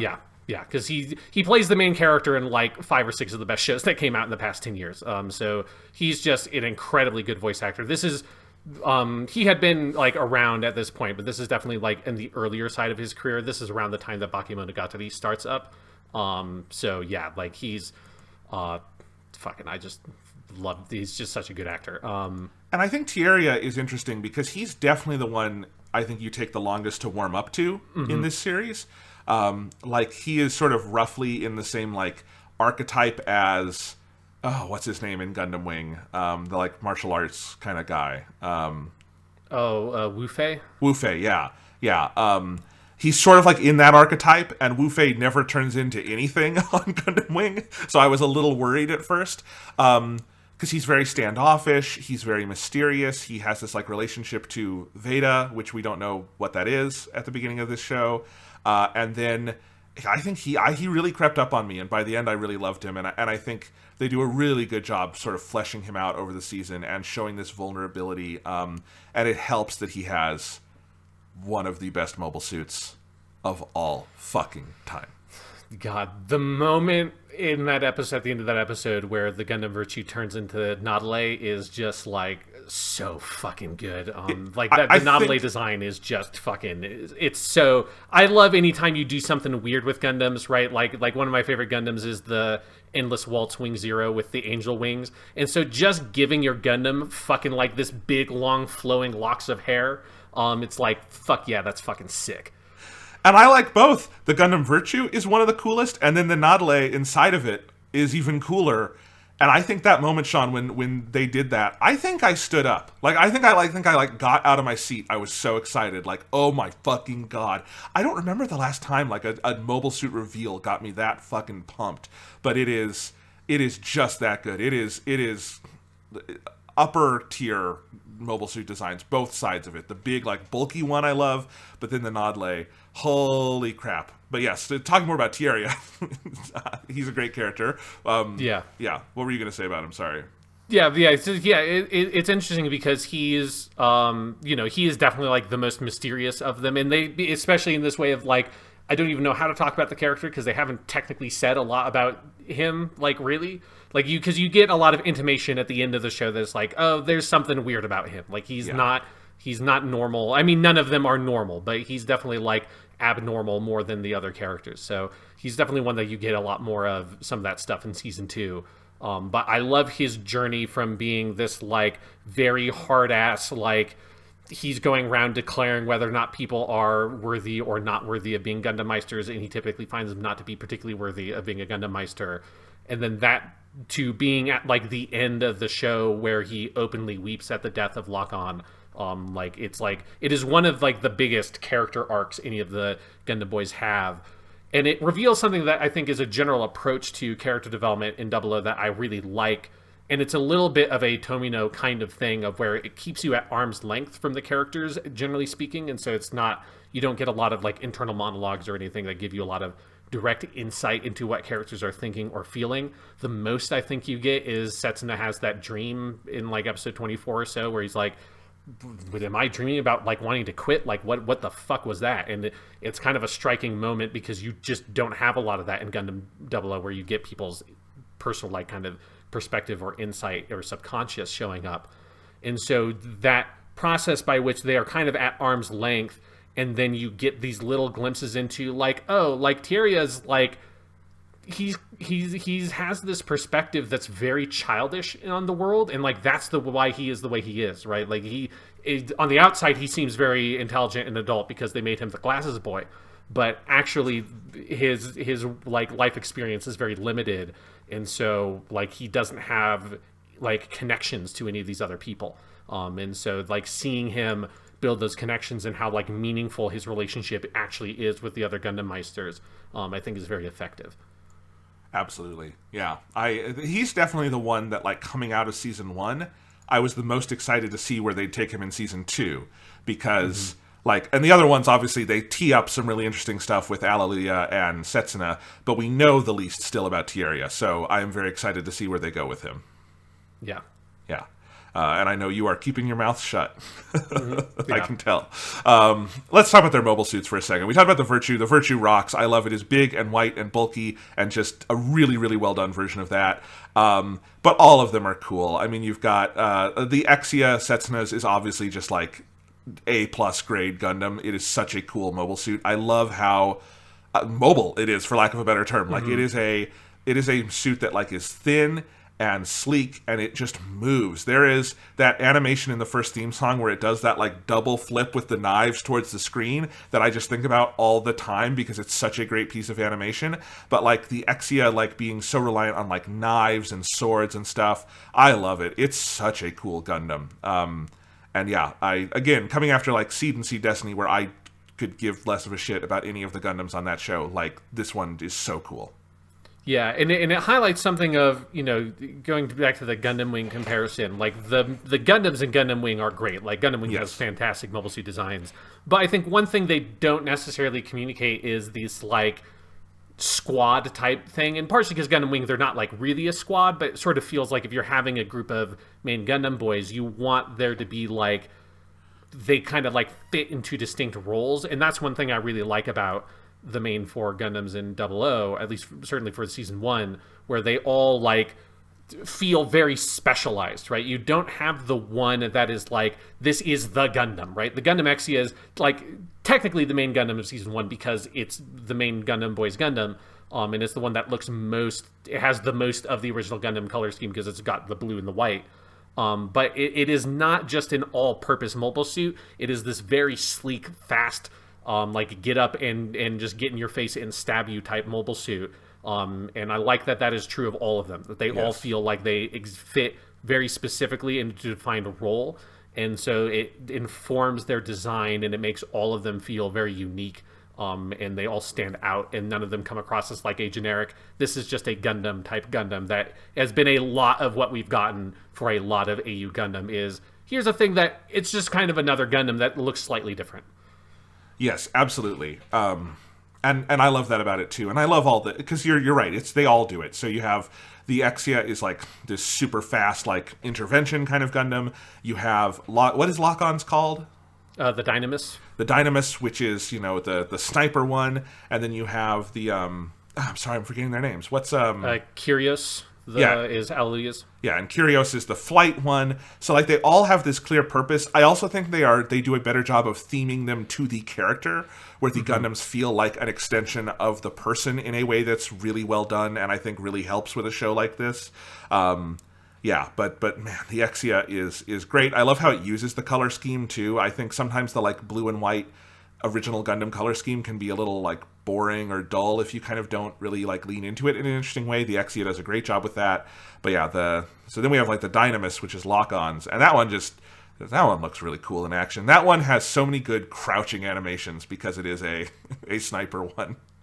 Yeah, and it's just got like almost this like kind of cloak looking, like the big green almost like wing things on the side that kind of come around to the front. That's one where I just love. Lockon Stratos is just something like the coolest shit in the show, because that's also, he's got like the big fuck off Gundam sniper rifle, but then he's got these like pistols as well. And that's where in the episode where the Trinity characters first show up, there's that one guy who tries to like sneak up on the Dynamis, and then it fucking just like pulls a pistol out and like without even looking just shoots like under its arm and hits him in the cockpit. It's so great. And it's like, you guys, like you have the Gundams on their back foot, but they're still fucking Gundams, and this like idiot just kind of tries to get the drop on him and just gets fucked up immediately. Yes. Oh, they're so functional. There's never a moment where like someone pulls something out of your ass and you're like, I don't believe they would have that, or like this doesn't make sense. It all just feels like all of that was planned from the beginning, and the story takes advantage of it. It's so well done. Yeah, and then the Curios I like as like it feels like it's this like very like optimized for space kind of mobile suit. It is the Zeta Gundam type where it goes between the fighter jet and the like mobile suit forms, but then whenever he turns into Alleluia, it has these like fucked up scissors that it pulls out, which is like one of the cooler Gundam weapons. It's like put that next to the gun hammer, the big fucking Gundam flail, in the like pantheon of this is like kind of ridiculous, but it also rules, and it kind of makes sense in a space context of like you're just like getting up and ripping into like the holes of these things. Like it feels like something that's like designed to like rip into the hull of a ship or something like that. He just uses it to just like cut mobile suits in half. I love it. And I really do like having like a Zeta Gundam style suit, but it's not the main design. Like, because in Zeta and Double Zeta, at a certain point, every suit is doing that, right? And I really like that you have this one that it's like, that's the one that does it. And then the Exia doesn't do anything like that. And then you have the Virtue, which is the big, heavy one, but they're not all big and bulky and heavy, where, like, at a certain point, like in Seed Destiny, all the main Gundams are, like, big and bulky and heavy and angular. So there's just so much variety just within those main 4. And because, like, and they have to be that good because they're sort of our main mobile suit designs for most of Season 1, because they're not, like, this is not a show with a bunch of mobile suit battles until late in the season because no one has the equipment to fight them. Like, I really like the flag and some of those other designs. They're really cool, but they don't operate the same way as like your normal enemy mobile suit designs, you know? Yeah, although I do like I love all the enemy mobile suits. Like I love the like big fucking like mech warrior ass looking ones that are just like tanks with legs, basically. Yeah. I think are like the main ones the Human Reform League has. And then you've got the flags are also to me just like a classic, and I think it does a lot to communicate where the world is at, where most of the mobile suits that already exist are those like big chunky ones that are mostly just like a big cube with a tank like gun on it with two legs, and that's kind of it. And you see a lot of those in the early sections where celestial beings intervening. They're the mobile suits that are like fucking up Setsuna's hometown when he was a child. But then you have this new generation of mobile suits that are like the flag and the equivalent one for the AU that is the one that Setsuna fights at the very beginning of episode 1 that they're like testing out, that these are like the experimental new mobile suits, and you can almost see them like heading towards a more traditional mobile suit design, but they're still not there. It still is this like sort of like intermediary step, and that's like the best they have. And then the Gundams show up, and they are like these big, impressive, like properly humanoid-looking mobile suits. I think that's one of the things I like about the ones that they have at the beginning of the series is that they aren't particularly humanoid. They're like weird and like thin or big and bulky, and they don't come across as looking like statues of people almost, which is what the Gundam like proportions are. They're these weird, way more mechanical looking devices. Yes, I completely agree, and I think that's kind of what I was trying to say, is that like because you have these 4 Gundam-ass Gundams, you then have all this freedom to like really experiment on the sides and do all this cool stuff that contributes to the world building, and they do a really, really good job with that. Yeah. And then of course you get a bunch of other cool ones in the late in the season where they're just coming fast and hard. There's some crazy ones. Yeah, you get all the thrones that are all very cool, and then you get the Jinxes or the GNX that are also very cool. And Graham Aker's custom flag in like that, which you only see on screen for like 5 minutes at the very end of the finale, but is a very good one as well. I love how it like subtly updates the flag design. It is a cool piece of work. Yeah. Do you want to talk about some of the supporting characters? Yes, that is where I wanted to go next, and there's a lot, because this is like the most ensemble heavy Gundam show. There is like Setsuna is nominally our main character, but this is much more of an ensemble series than like a protagonist series. And so it is always jumping around, and it has a million characters, and they are all pretty compelling. So, and some of them are funny, and some of them are serious. There's a lot of directions we could go. Yeah, so we kind of already talked about Saji and Louise and their whole side of the show. Although I think we should mention when they get there and what they do with Louise. I mean, again, ice in the veins of... but also, like, smart. Like, I like that they leave her alive. Like, one version of that would be to just blow up the wedding and kill her. But then you're basically fridging her completely for Saji's, like, motivations. And they find a way to, I think, thread that needle where she gets to still be her own character who is growing and evolving, but has lost this arm and tragically feels like she can't be with Saji anymore and pushes him away. It's incredibly well done. Yeah, that moment where he visits her in the hospital and like it's revealed what's happened. That's like incredibly powerful, and that's one of like obviously that's like a major thread that they leave for season 2 to pick up what happens to her, because I'll just say that like she continues to be a major character going forward. Yeah, and I really like how they do that. But connected to Saji, we should also talk about his older sister. Yes, was it Kinue, I think? Yes. Kinue Crossroad, which just also want to shout out, continue to be good Gundam names, Saji Crossroad and Kinue Crossroad. Just the Crossroad surname, it's very good. You know as soon as you meet him that eventually Saji is going to be faced with a choice to go in one of two directions, and then he's at the hospital and he has to decide. It's like, do I stick with Louise or do I go back home? And it was a hard crossroads that he had to face. I do love that idea. You know how, like, in the real world, we have last names like Smith, and we know that comes from, you would, way back in your family history, you were the blacksmith in the town, and so they called you the Smith. And that's, I love the idea that at some point the Crossroad family were a group of people who just, I guess, lived at a crossroad, and people called them the Crossroads, and that stuck, and I like that. Yeah. But yeah, I like her whole like Lois Lane investigative journalist kind of story that like something bad's gonna happen, like the process of her like keeping on like hitting these points where you get like you get the moment where she interviews that one guy, the like one military guy that was at the battle that saw something about the Gundams, and then that guy like gets assassinated fucking like 5 minutes after they meet. I like the slow build up of she's getting deeper and deeper and closer to shit she shouldn't know. And that fucking, because I had forgot, I remember the character died, but I didn't remember how. It's so and then brutal. that moment where the fucking Ali Al-Sachez is leaving that building and she stops him and the window goes down and you see that it's Ali's car and you're like, oh fuck. Yeah. Oh fuck. Because this is like the baddest dude in this show. And it like all came flooding back to me. It's like, oh right, this is how she dies. Oh god. Yeah, I love that. The scene with Ali Al-Sachez, who we should probably talk about next as we're jumping around. But when she's in the car with him, and he gives his whole monologue about, I am a warmonger, I am a war profiteer, I am the worst kind of human, and just owns up to being an evil piece of shit, and basically gives like the Dick Cheney internal monologue. That is one of the most chilling villain moments in all of Gundam, you know? Because, like, I feel like Gundam is not a show that usually goes for, like, the just outright piece of shit scene-chewing villain, right? Like, you know, you have either, like, your kind of, like, despots, like the Zabis. You have your charismatic, like, anti-heroes, like Char. You have, our queen, Haman Karn, who just is the best person on screen and should rule the world, objectively. She deserves it. But like this is like, I feel like Ali Al-Sachez is a little different, of like, he's almost like the Joker. There's something like almost Heath Ledger Joker about him in that scene in the car where it's just, you just know she is utterly fucked. And then, but they don't show the scene where he does whatever he does. And it's later you see her lying on the ground, just bleeding out, reaching for the photo of Saji and their father. Utterly, again, ice in its veins. That is Gundam 00. Yeah, it's really brutal.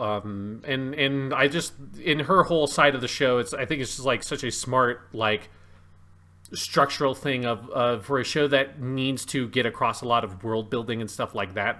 Like, I like that she has that one foot in the Saji side of the story, so it gives you an in there, and then this other foot in this, like, investigative journalist world that gives you this kind of, like, movement forward on Alias Schoenberg and, like, his whole plan and all that stuff. It's just, like, a very, like, efficient character construction as well.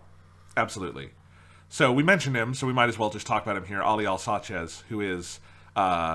I guess he's not the big bad of this season because he does survive, right? Mm-hmm. Because we see him in the final montage. It's like a little ambiguous, but we see him there. But he is, I mean, he's the guy who like multiple Gundam Meisters have direct beef with. He is the guy who brainwashed Setsuna and basically ordered what became the death of Lockon's parents. And again, just one of the most evil guys we have in the whole series. And I assume we will get the big, cathartic fight where Setsuna is going to get to beat the ever-living shit out of him, but I cannot wait for that to happen because I want this guy to die a horrible death. Yeah, he's definitely like this, like, kind of embodiment of the sort of, like, just incredibly crass version of the military-industrial complex that is just, like, pure, like, violence for profit, and he, like, just embodies it so fully. And he's voiced by the late great Keiji Fujiwara, who passed away last year, who we've talked about on the podcast before for different stuff. He's like Reno in Final Fantasy VII, so I know we talked about him then. And it's funny that you compared Ali Al-Sachez to the Joker, because he's also the voice of the Joker in the Japanese dubs. That's amazing. Yes. So, I mean, he's just like a great, all-time great voice actor. Yeah. He did so much incredible stuff. Yeah, rest in peace. It's a great vocal role. And just again, like, I think it's something the show does well of, it does not reduce the, like, violence of this world to just, like, if only we got rid of Ali Al-Sachez, there would be no more war. But I think it does do itself well by having a character who embodies a lot of these things. Because there are men like him. We've got, like, fucking Eric Prince and Blackwater in the United States. And, like, that's basically who that guy is. Just, he says shit like that in public. So like I think it is the right kind of character to have here and to give a face to like Setsuna's trauma and that kind of thing. Yeah, and the sequence where he like first appears and like Setsuna is that like stops fighting and he's like, get the fuck out of your fucking mobile suit, and they both get out of their mobile suits and like he sees and like kind of confirms that it's him.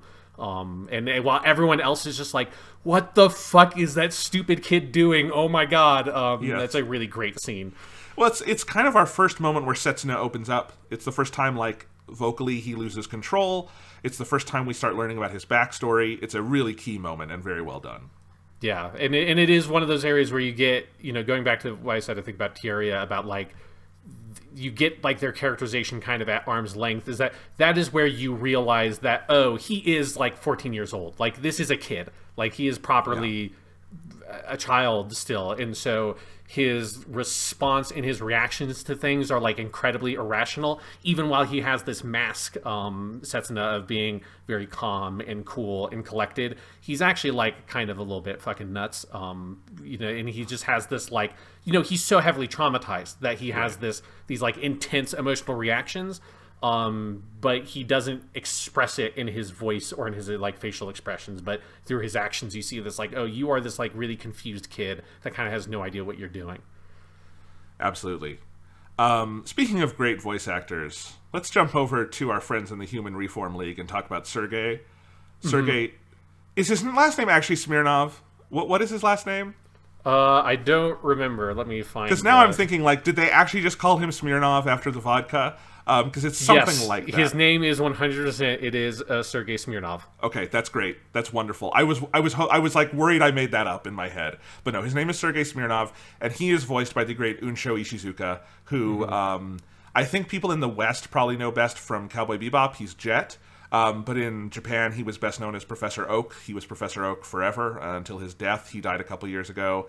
He was the second Mr. Satan in Dragon Ball after Daisuke Gori, so you would have heard him in Kai and Super. You would have heard him in a million things. He's Unsho Ishizuka. He's like, and I was really excited to hear him in this, Sean, because he's one of the like last dominoes from like that generation, the generation of Daisuke Gori and all of those guys who like had not been in Gundam yet, and still the only one I feel like is Shigeru Chiba we've never seen in Gundam.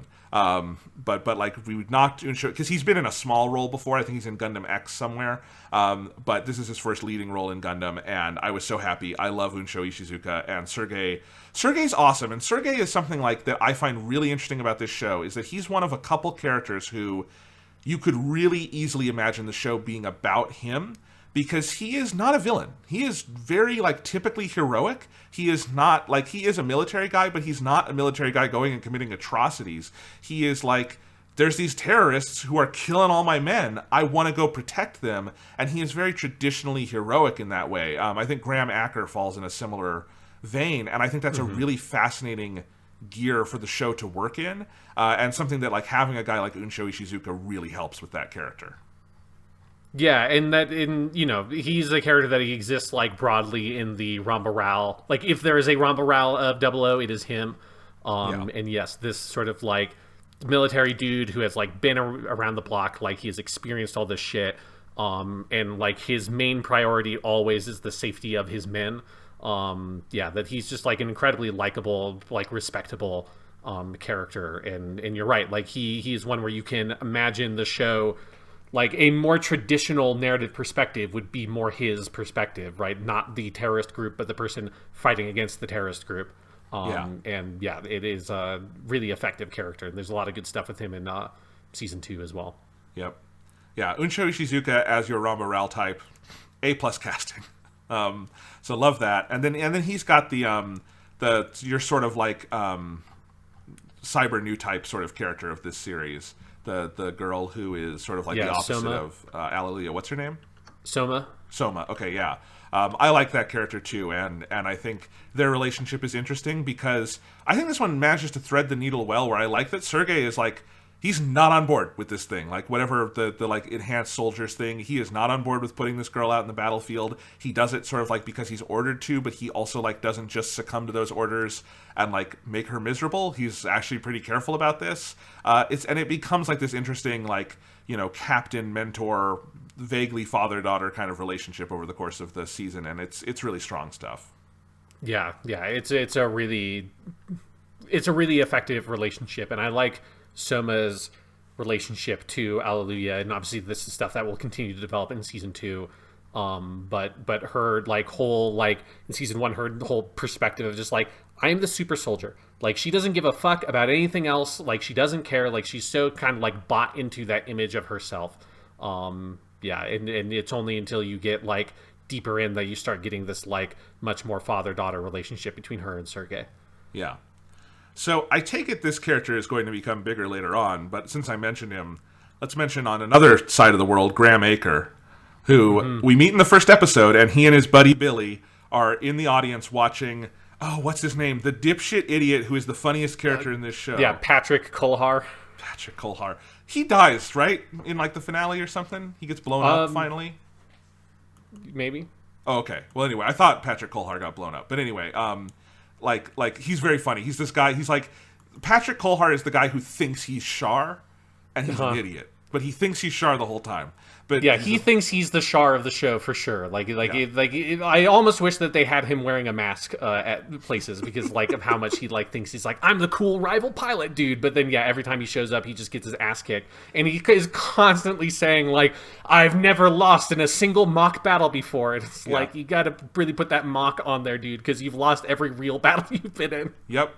So Graham Aker and Billy are in the audience for the demonstration that Patrick Kolhar is doing, and then that is when we meet the Exia, and it's the first celestial being intervention, and Graham basically falls in love at first sight, he tells us later, with this fucking mobile suit, and so he just has this mission to learn about it. So Graham is like mostly a background character this season, and like one of the things we'll have to talk about is how this season sort of, you realize the arc of it is putting into place a lot of the pieces for what looks like a more recognizable sort of like Gundam setup. So like you have a Earth Federation at the end of the show, but also you have Graham Aker, who is a dude in a mask at the end of the show and has become your Shar. But he isn't that necessarily for most of the show. And what I like about Graham Aker so much is that he has this like, fun-loving flyboy, sort of persona on that side. But also like when the shit hits the fan, he is also very serious. He is also very traditionally heroic in the sense of like he sees all of this death. He sees like he is fighting to avenge his friends and like brothers in arms. He is not out for like evil means or even really selfish ones necessarily. But he also gets to do all the cool shit like a very like Gundam Wing touch where he wants to be in the flag that has like puts all those G's on him and then he vomits blood, just like the guy in Gundam Wing.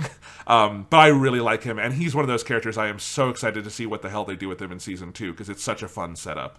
Yeah, Graham is like a big fan favorite character, and I love him so much. Like that is the one where like you can very easily imagine this show with him as the main character. Yeah. Because he is so likable. He's such a like interesting character because he's also like he's like a little nuts, right? He's got this like kind of like weird quality to him, whereas like he's so obsessive. He takes things so far, and yet he's so fun loving while he does it. If you did the live-action film adaptation of Gundam 00, he is played by Tom Cruise. Yes. Yeah, he's very much a Top Gun character, is like what he's kind of like styled after, be like him and like the Flag Fighters and all that. Yes, it's a really great character. I love that whole side of the show. Like you get Billy Katagiri, who he has his like sort of relationship with Sumeragi from like the captain of the show. That obviously like that's all stuff that will continue to develop. So Graham Aker is voiced by one of my favorite voice actors, Yuichi Nakamura. This is like one of like the big roles that like broke him really big, and he's in like everything now. It's just a really great character, a really fun performance, and his whole dynamic I love of like he's got this like sort of the fated rivalry thing with Setsuna, but it's very sparse, at least so far, where you get like the couple of encounters. You have that great scene where Setsuna is like investigating the perimeter of that battle or whatever after the fight. Oh, I love that Graham scene. Encounters him, and they're like both out of their mobile suits, and neither of them really knows who the other one is. But all the while, you get all these other people that are part of Graham's squad, and they're getting like killed off one by one slowly over the course of the show. And so then by the end, having Setsuna, like, basically be victorious at the end of the last battle, and then out of fucking nowhere, Graham shows up with his souped-up crazy flag with the fucking solar reactor in it, as this just, like, this is the price you pay, right? This is the, like, Setsuna has been stamping out violence by committing violence the whole time, and he's killed a bunch of Graham's people. The other Gundams have killed a bunch of Graham's people, and so it's like at the end he's the one who comes in, and I think it's just such a nice touch where you feel like the pulling the rug out from under you from Setsuna's perspective of being like, okay, maybe we kind of pulled this one out, that all the other Gundams are fucked up, all the other Gundam pilots are fucked up or dead, and Setsuna's the only one with the Exia that's like intact and he's fine. And then that's when Graham comes in and is just like, hey man, what's up? Fuck you. I love you, but because I love you so much, I also hate you. Let's kill each other. That's the best summary of the last episode of Gundam 00 possible. No, it's great. And like, I do get the sense, and correct me if I'm wrong, that a lot of what Graham is here for is maybe set up for season 2. But like, his arc is also just works perfectly in season 1. Like, if he fucking blows up and dies there, he is still a great character who has this, like, it's mostly background, but his arc is still so compelling because of exactly what you said and, like, how they execute on him and where he is. And, broadly the Char archetype, I guess, but also, like, so different. This is not like Gundam Wing or Seed Destiny just trying to, like, mimic Char. They're really doing something kind of different with it and thoughtful and like a place in this story that I really love. Yeah, it's definitely more in the vein of the Tomino post-Char Tomino shows where Tomino like has the vaguely Char character but like is always something like very different. Like Harry in Turn A is technically the Char because he's got the mask, but he's he's the rival for the main character for most of the show, but is like in every other respect is completely unlike Char as a character, and Graham very much fits in that like archetype. Yes, absolutely. All right, it's keeping on sort of the, I guess, nominal antagonists. The big bad of this season is Alejandro Corner. He's the guy we kill in the finale. Because we learned he wasn't much of a big bad at all. Because the real big bad is a little boy named Ribbons Allmark. And I do love that this like super smart geopolitical show does ultimately reveal at the end of its first season that the villain is a green-haired boy named Ribbons Allmark. That is a very Gundam thing to do, and I do approve. Yeah, I really like Alejandro's whole thing, especially when like, and I feel like the show drops a lot of hints that Ribbons is going to be like, there are enough times where something happens and then it like cuts to just a close-up of Ribbon's mouth as he smirks. There's got to be like 10 times over the course of the show that they do that they drop those hints that Ribbons is going to be very important. Well, the big hint is he reads the next episode previews. He's the narrator. So like when you recognize that that's the same voice, you're like, oh, okay, Alejandro isn't the one reading these. Ribbons is the one reading these. Yeah. And so Alejandro is going through like thinking that he's the one who's in control and he's like manipulating everybody, and the whole time he's just like a fucking patsy.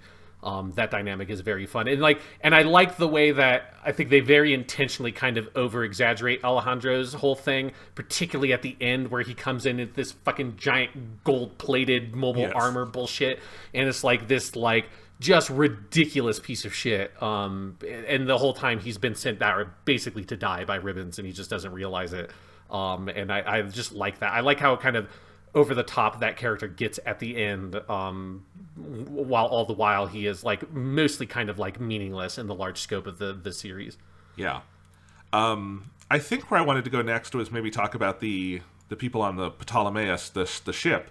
But before then, I am scrolling through a list of characters, Sean, and I just, going back to Graham Aker for a second, you've got Graham Aker and Billy Katagiri. That's great. But the other members of the Flag Force include Howard Mason, very good name, Daryl Dodge. Daryl Dodge is like, that's some job, John. A+. Mwah. That's perfect. And Ralph Eichmann.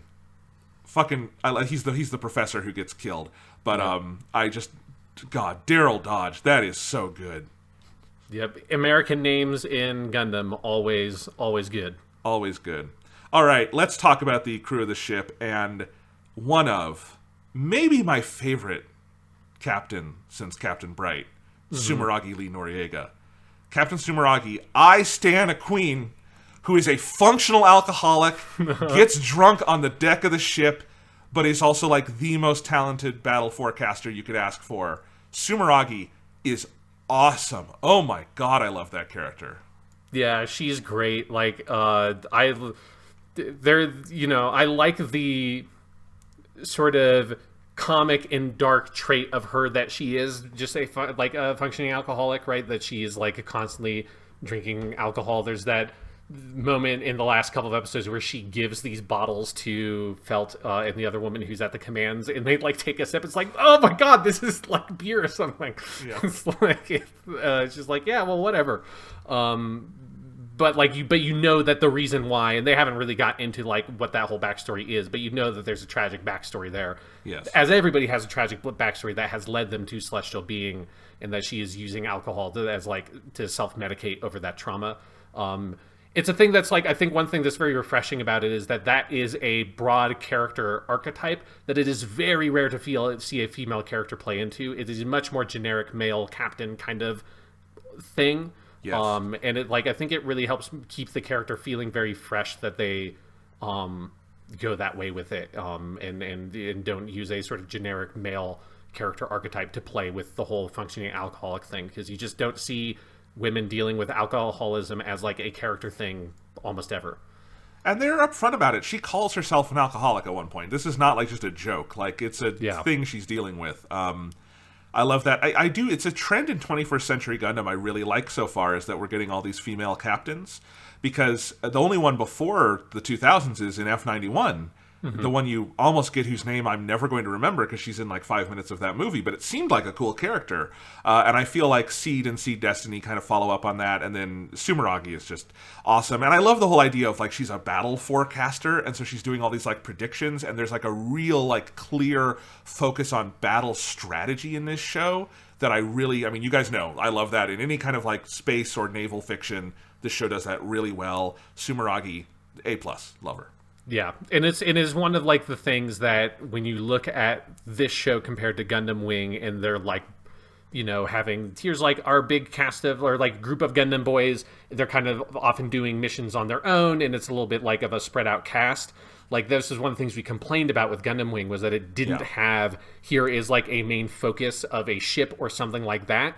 And it is one of the areas where 00 like really improves on that structure that Gundam Wing had, is by, from the very beginning, having, here is your crew, here are a set of characters that you can always come back to. You have a character like Sumeragi that keeps things centered and focused, that you can use to give like clear direction, and it just makes the show's plot so much more efficient than it would be like in Gundam Wing, where it's so meandering where characters are going and why and what their motivations are, because you don't have a character giving any clarity to that. And that's what like Sumeragi does, all while being like an interesting character in her own right.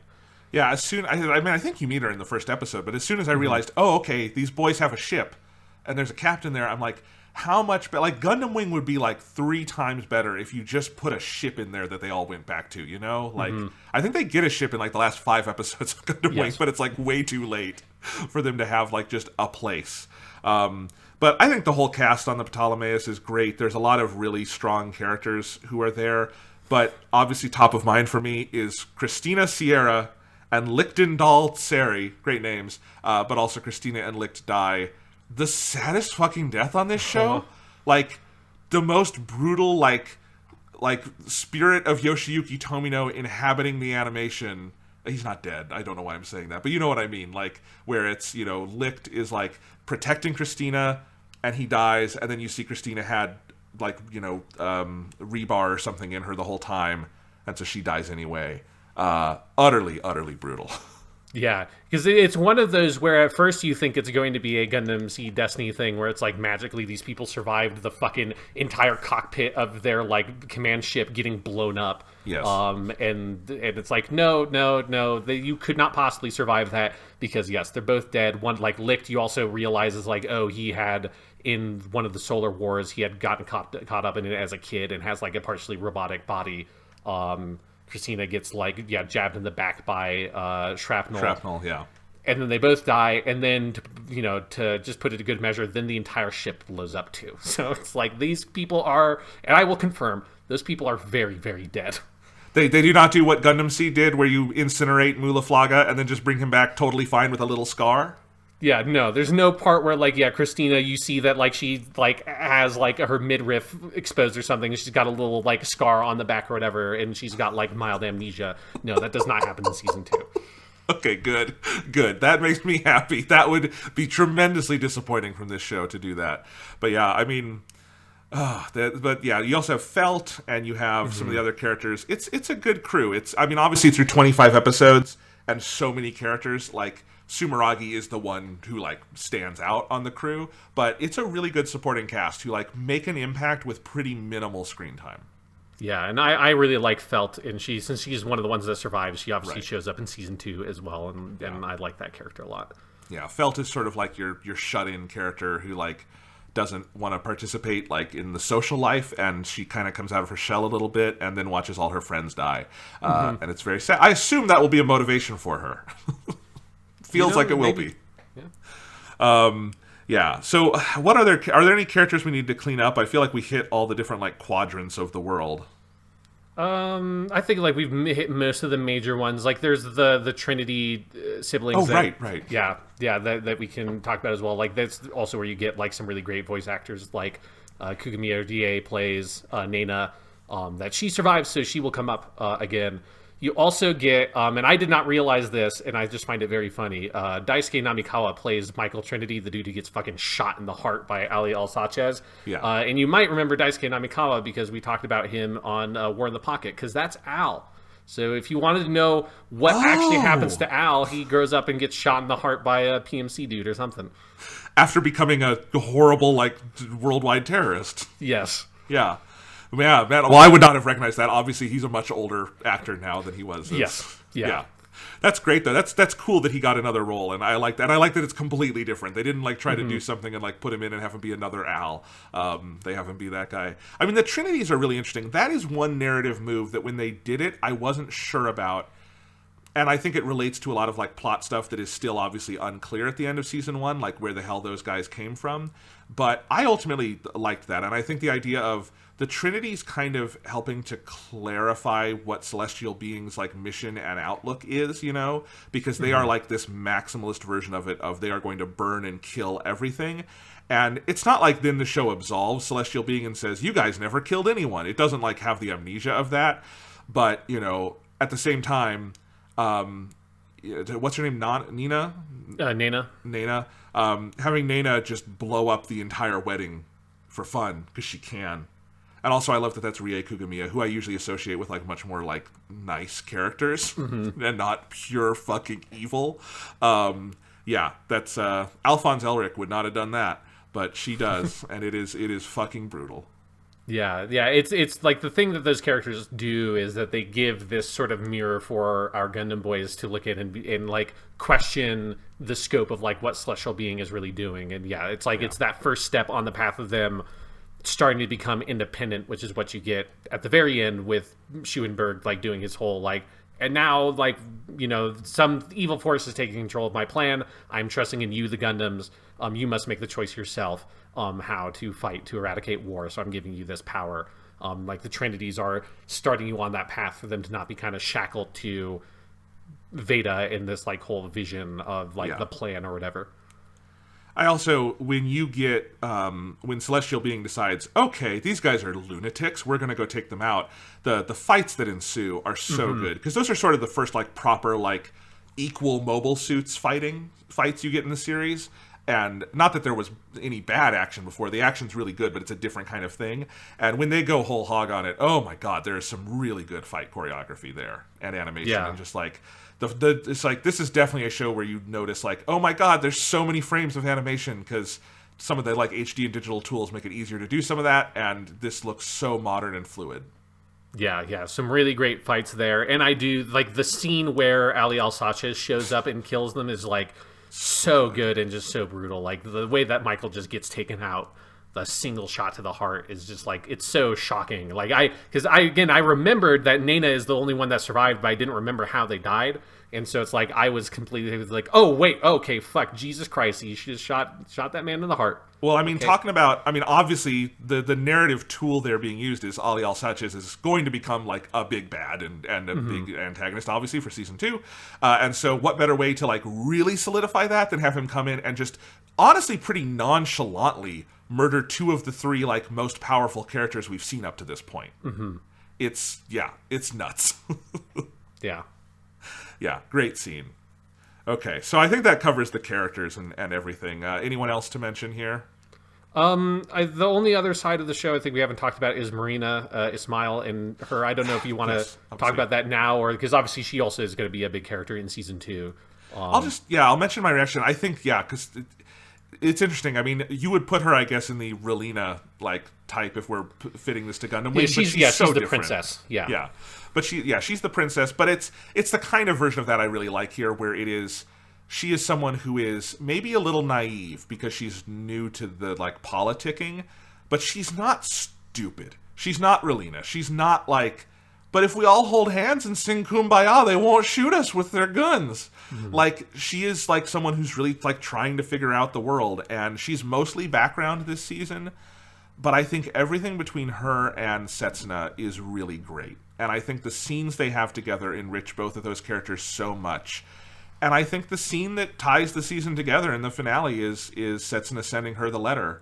And there'd been a preview of it a couple episodes earlier where they're like, all the pilots are writing letters in case they die. Will you write to anyone? And Setsuna says, no, I won't. And then like felt like or whoever it was, it might have been Christina he's talking to, leaves, and he just like thinks. And you can tell he's going to, and you can kind of predict he's going to write to Marina. But then after all of that, after he is sort of like symbolically dead out in space, she starts reading this letter from him, and it's just some of Miyano's best work vocally in the series, as Marina is reading this letter of like him trying to, and like not entirely coherently. That's something I really like about the writing on that last letter, is it's not like Setsuna gives this letter that like outlines the themes of the show perfectly. It's a boy who's like still trying to figure out what the fuck I was doing, but like here's what I was trying to do. And it's a beautiful scene, and I think the connection with Marina makes it even better. I really love that scene about midway through the season where before this big battle he goes and just visits her in her bedroom, and it's really good stuff. And I felt bad for almost forgetting her there, but there are so many characters on this show. Yeah, it's a big ensemble, and again, like she has obviously like she will continue to be a major character in season 2. But yeah, like all of her stuff here is really strong, and it is that last scene with that letter, it's just it is like the first moment you've had where Setsuna like actually, it's obviously through writing, but he opens himself up to another person, and it is like really powerful. And again, I like that it is this thing that it is tied to his homeland, as like fucked up as that relationship is for Setsuna. There's still something there about like his heritage and where he comes from that is important. In seeing Marina as someone like him who has grown up in the devastation of that war between their countries, and like that kind of like the ethnic war that happened there, that she's trying to find a way to make it right that is different from what Setsuna is doing, but they're both trying to accomplish the same goals. Like, I think that it's just like really powerful character development for Setsuna to like see him reach that point, that you kind of can see and articulate that, and that is why he's kind of so fascinated and attracted to her in this way, is because he sees something of a kindred spirit even across what were like conflict lines in his youth. Yes. Yeah, I love all that. And, you were making the joke earlier in the episode about like, welcome to the podcast, I'm a Gundam. But like, that is something smart I think this show does in like, the way Seed plays with the word Gundam is it just creates a bunch of acronyms for it. And I like that Gundam 00 is interested in like the Gundam as a symbol, and like Setsuna trying to figure out what it means, and it's almost like a philosophy to him, and it is something he is searching to aspire for. And I'm really curious where they go with that in season 2, because it's unsettled at the end of season 1. But I think it's a really smart approach to that. And obviously, like Gundam at this point, we are nearing the 30-year mark of its like lifespan as a franchise, and it feels like the right kind of reflective move of like what's the weight of that word. And I like that that's something they pick up on here. And it feels like the kind of thing that this team being sort of outright outsiders to Sunrise, that's the kind of people you would need to like do that kind of investigation. And it's a small thing, but it's something in the show I like.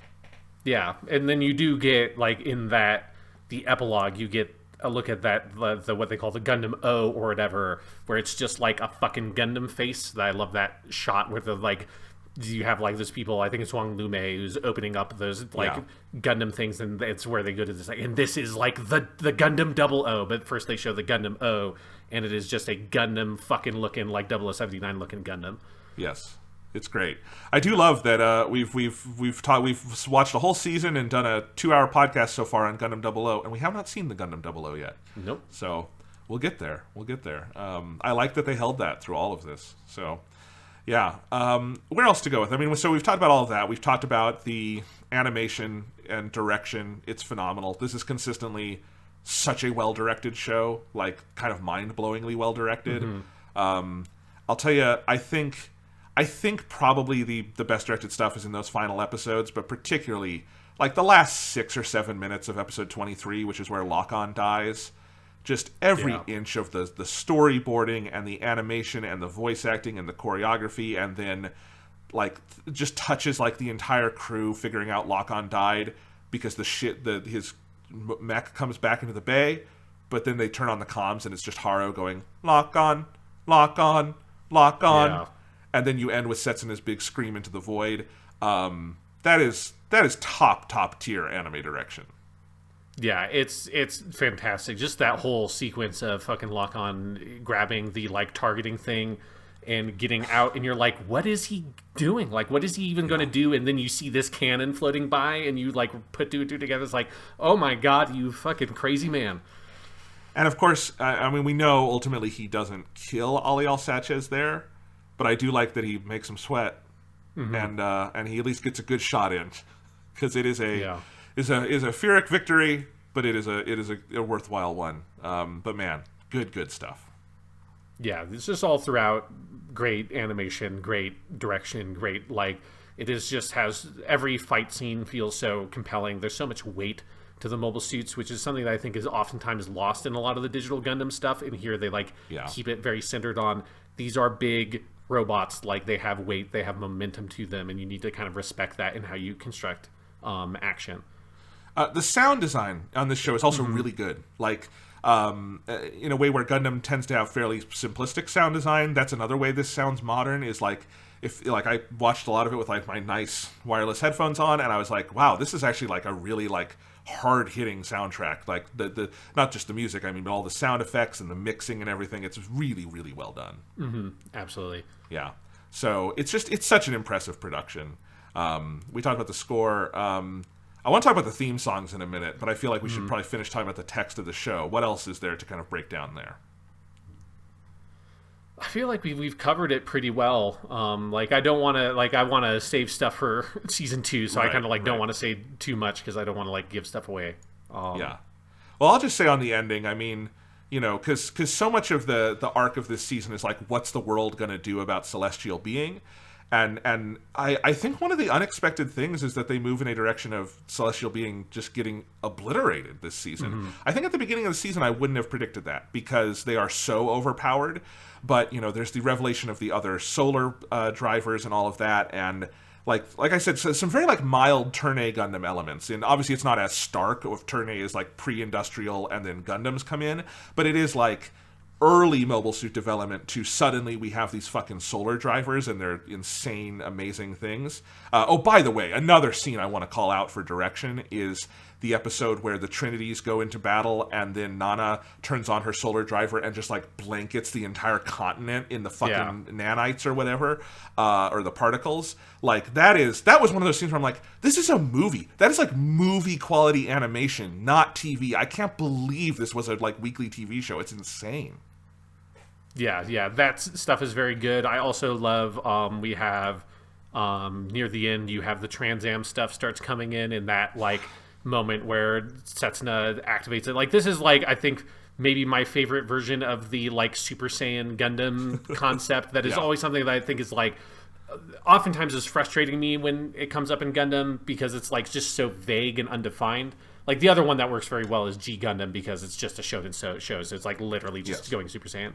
But here, having it be this, here's this clearly defined thing. It has like a physical like element to it that you are like doing this thing with the GN particles to like pump it up and distribute it throughout the whole Gundam. But it has a time limit, and then once the time limit's up, you're kind of fucked. And I think like that dynamic and then kind of like sticking to it to give the Gundams like this power boost to make them more competitive at the end of the show. It works really well, and I just like the aesthetic of it and the way that it's like, it feels like it's a less Super Saiyan Gundam and it's Kaioken Gundam, both in terms of the mechanics and then also the visuals of this like red streak just sort of shooting across the screen and fucking up Ali Al-Sachez in that fight. It was just very satisfying. I just love the whole idea of the GM particles because it's basically the Minovsky particle from the original Gundam, but they've done something new with it, and like no other AU Gundam has like gotten into Minovsky particle stuff, which is one of the smartest things in Tomino Gundam. It's like the Mass Effect in Mass Effect. It like allows you to do so much good scientific storytelling, and so I love that this show is like really heavily rooted in the GM particle. But to get back to like the whole arc I was tracing there is that like seeing like the normal humans like get to the point where they are able to fight celestial being, and it's this slow arc of their being decimated early on to they kind of fuck up celestial being by just throwing so many soldiers at them, and then finally they have the solar drivers, and then you also realize like a lot of these guys like Graham Aker and Sergey and Sona are better pilots than Celestial Being. Like Celestial Being are kind of amateurs. Like Lockon is by far the most talented, but like Tieria is not that talented at this. And like Setsuna is really like, he's very plucky, but he is not a pro. And so when you give like Sergey Smirnov and his like team and they know what they're doing, the same technology, yeah, they're gonna fuck them up, and they do. And I like that. And it's a very like organic build to this apocalyptic conclusion for our main characters. Yeah, I agree with you. That I love that revelation of that our characters are really amateurs that are just like, you know, they're like Amuro in the beginning of Mobile Suit Gundam, that it's like they are only surviving because of the power of like the machines they have, but they themselves are like at best like competent pilots, but they are not the best of the best, which is what every single person they're fighting against is like the best people in their entire army. Yeah, because they're only throwing the best people at these guys because it's crazy. Yeah, I love all of that, and I think there's also something just so melancholy and fraught about those final episodes where, to most of the Earth, including Saji, our kind of POV character down on the ground, this is the good fight. They're destroying Celestial Being. They're finally taking care of these fucking terrorists who have fucked all this shit up. They don't really know the difference between Celestial Being and the Trinities. But even if they didn't, it's still like, thank God we're taking care of this. But our main characters who we've come to like be so attached to, of course, this is the tragedy to end all tragedies. And it's just, it's really well done on that emotional level, I think. Absolutely. Yeah. So, phenomenal show. Speaking of phenomenal, the set of theme songs for this season, all four, A+, but especially Daybreak's Bell. Holy crap, Sean. That is a song. So it's Larkin Seal, and I love them. They did the second opening to Full Metal Alchemist called Ready, Steady, Go, which is great. And they did the 2 songs for the movie Conqueror of Shambhala. So I've known them since I was a kid. Like, they're a really great band. But this song, the first opening for Gundam 00, every single time I listen to it, I like it more. Including, like, just this morning, I listened to it again, and I liked it more. It's one of the best Gundam theme songs. It's so good. Yeah, for me, 00 just, like, has one of the strongest sets. I think it has the strongest set of opening and ending themes since Zeta. It is just, like, everyone is so fucking good. Yes. Daybreak's Bell is fantastic. I mean, it's also, like, hitting, like, a genre of music, that kind of, like, J-rock stuff that I enjoy. Yeah. Because I like and think most of the Gundam Seed openings and endings are good, and Annani Shodatanani is fantastic. But generally speaking, like, that is not really, like, my genre of music. So, like, getting more into this stuff, it's just so good. I think I like Ash Like Snow a little bit better. I like that song. It just has the fucking, just these really meaty fucking power chords that I just, every time it comes up, and you just get the jung. It's very good. That song fucking rules. It's very good. I like Ash Like Snow a lot. I don't like it as much as Daybreak's Bell, but considering how much I like Daybreak's Bell, it speaks very well of Ash Like Snow that I was not angry at it when they made the change. You know, in some ways, like it's not a Century Color, you know? Yes. But like, I do think Daybreak's Bell has a little bit of like turn A turn in it. If you listen to the drums has like kind of a similar like syncopated, like almost out of control rhythm to it. But Ash Like Snow is great. I love the vocals on that one. And then both of these ending songs kick ass. I think Friends I like a little more, but Wanna, the first one, is so weird. It's like the most different Gundam ending we've ever had. It's really cool. Yeah, it's great. Like, and I love that they've kept, generally speaking, the Gundam Seed thing of they will start the ending theme a little bit before it cuts to the actual ending, so you get that lead in. And yeah, both those songs, I love how different they are too. Like Wanna or Trap is what that means in English. It is, like it's just got this like punk energy to it that we've never gotten in a Gundam song before. I mean, it's also like just like not what you'd expect for the ending theme of a show. Whenever like that build up into the end with that one is very cool. And then Friends we've already talked about with the like incredible boy band-esque like animation at the end with them all on the beach and stuff. But yeah, that song is also fantastic. I love that the band that plays that song is just called Stephanie. Which is a hilarious, it's one of those that I bet for a Japanese audience that sounds a little bit cooler because it's an English language name. For us, I teach like 3 Stephanies in high school, so it's just a very normal name, and I just love the idea of this. Like it's just Stephanie. Yeah, my band is Jim. Yeah, exactly. Yeah. That's what it sounds like. But I really love Friends. I think that is a phenomenal song. I've listened to it so many times. And yeah, Wanna or Trap. The animation on that one is also really cool, where it's like these, it's white with like these boxes that come up, and then at the end it shows all of the Gundam Meisters and their names, and it's just really stylish. Like the animation on all these is great. Just overall, you can tell the like switch to a season grouping helps a lot. And yeah, I mean, they go through 4 of these, and I thought Seed and Seed Destiny have a couple of really good songs, but mostly they're pretty forgettable because they have to churn through them so fast. But somehow all 4 of them in this season are great. Yeah, so, and I'll say, at least in my opinion, the 4 we get in season 2 are also fantastic. Awesome. I am so excited. Well, anything else we should mention about Gundam 00 now? We will have more chances, obviously, but this is the first season, and I think it's a great season. It is such an entertaining show. It is one that once I started watching, it was always hard to stop. It just has a propulsion to it. Like, I think this does modern serialized anime storytelling really, really well, where it's a fucking propulsive jet engine, yet with the requisite sort of quiet character moments. And there's just no wasted space in these 25 episodes. It's really solid. Yeah, no, like, I agree. Like, I just think 00, it kicks ass. Like, was so much fun to rewatch and kind of like rediscover how smart the show is, how smart its world building is, how smart its politics are. I'm just very excited to start watching season 2. And there's more of it. I'm so excited. Yeah. I'm gonna finish this podcast and edit it and go watch more Gundam. Thank God. So next time you hear from us, we'll be doing Gundam 00 season 2, probably in 2 or 3 weeks. Hopefully as soon as possible, because I'm gonna rush through these episodes. And then more Gundam 00 after that, because there's also a movie. So I'm glad I like this, because we're doing a lot of it. Yes, and the Gundam train will never stop, and I will never ever be able to refer to the show as anything other than 00 Gundam. So continue to expect that. If it bothers you, screw you. This show is just 00 Gundam.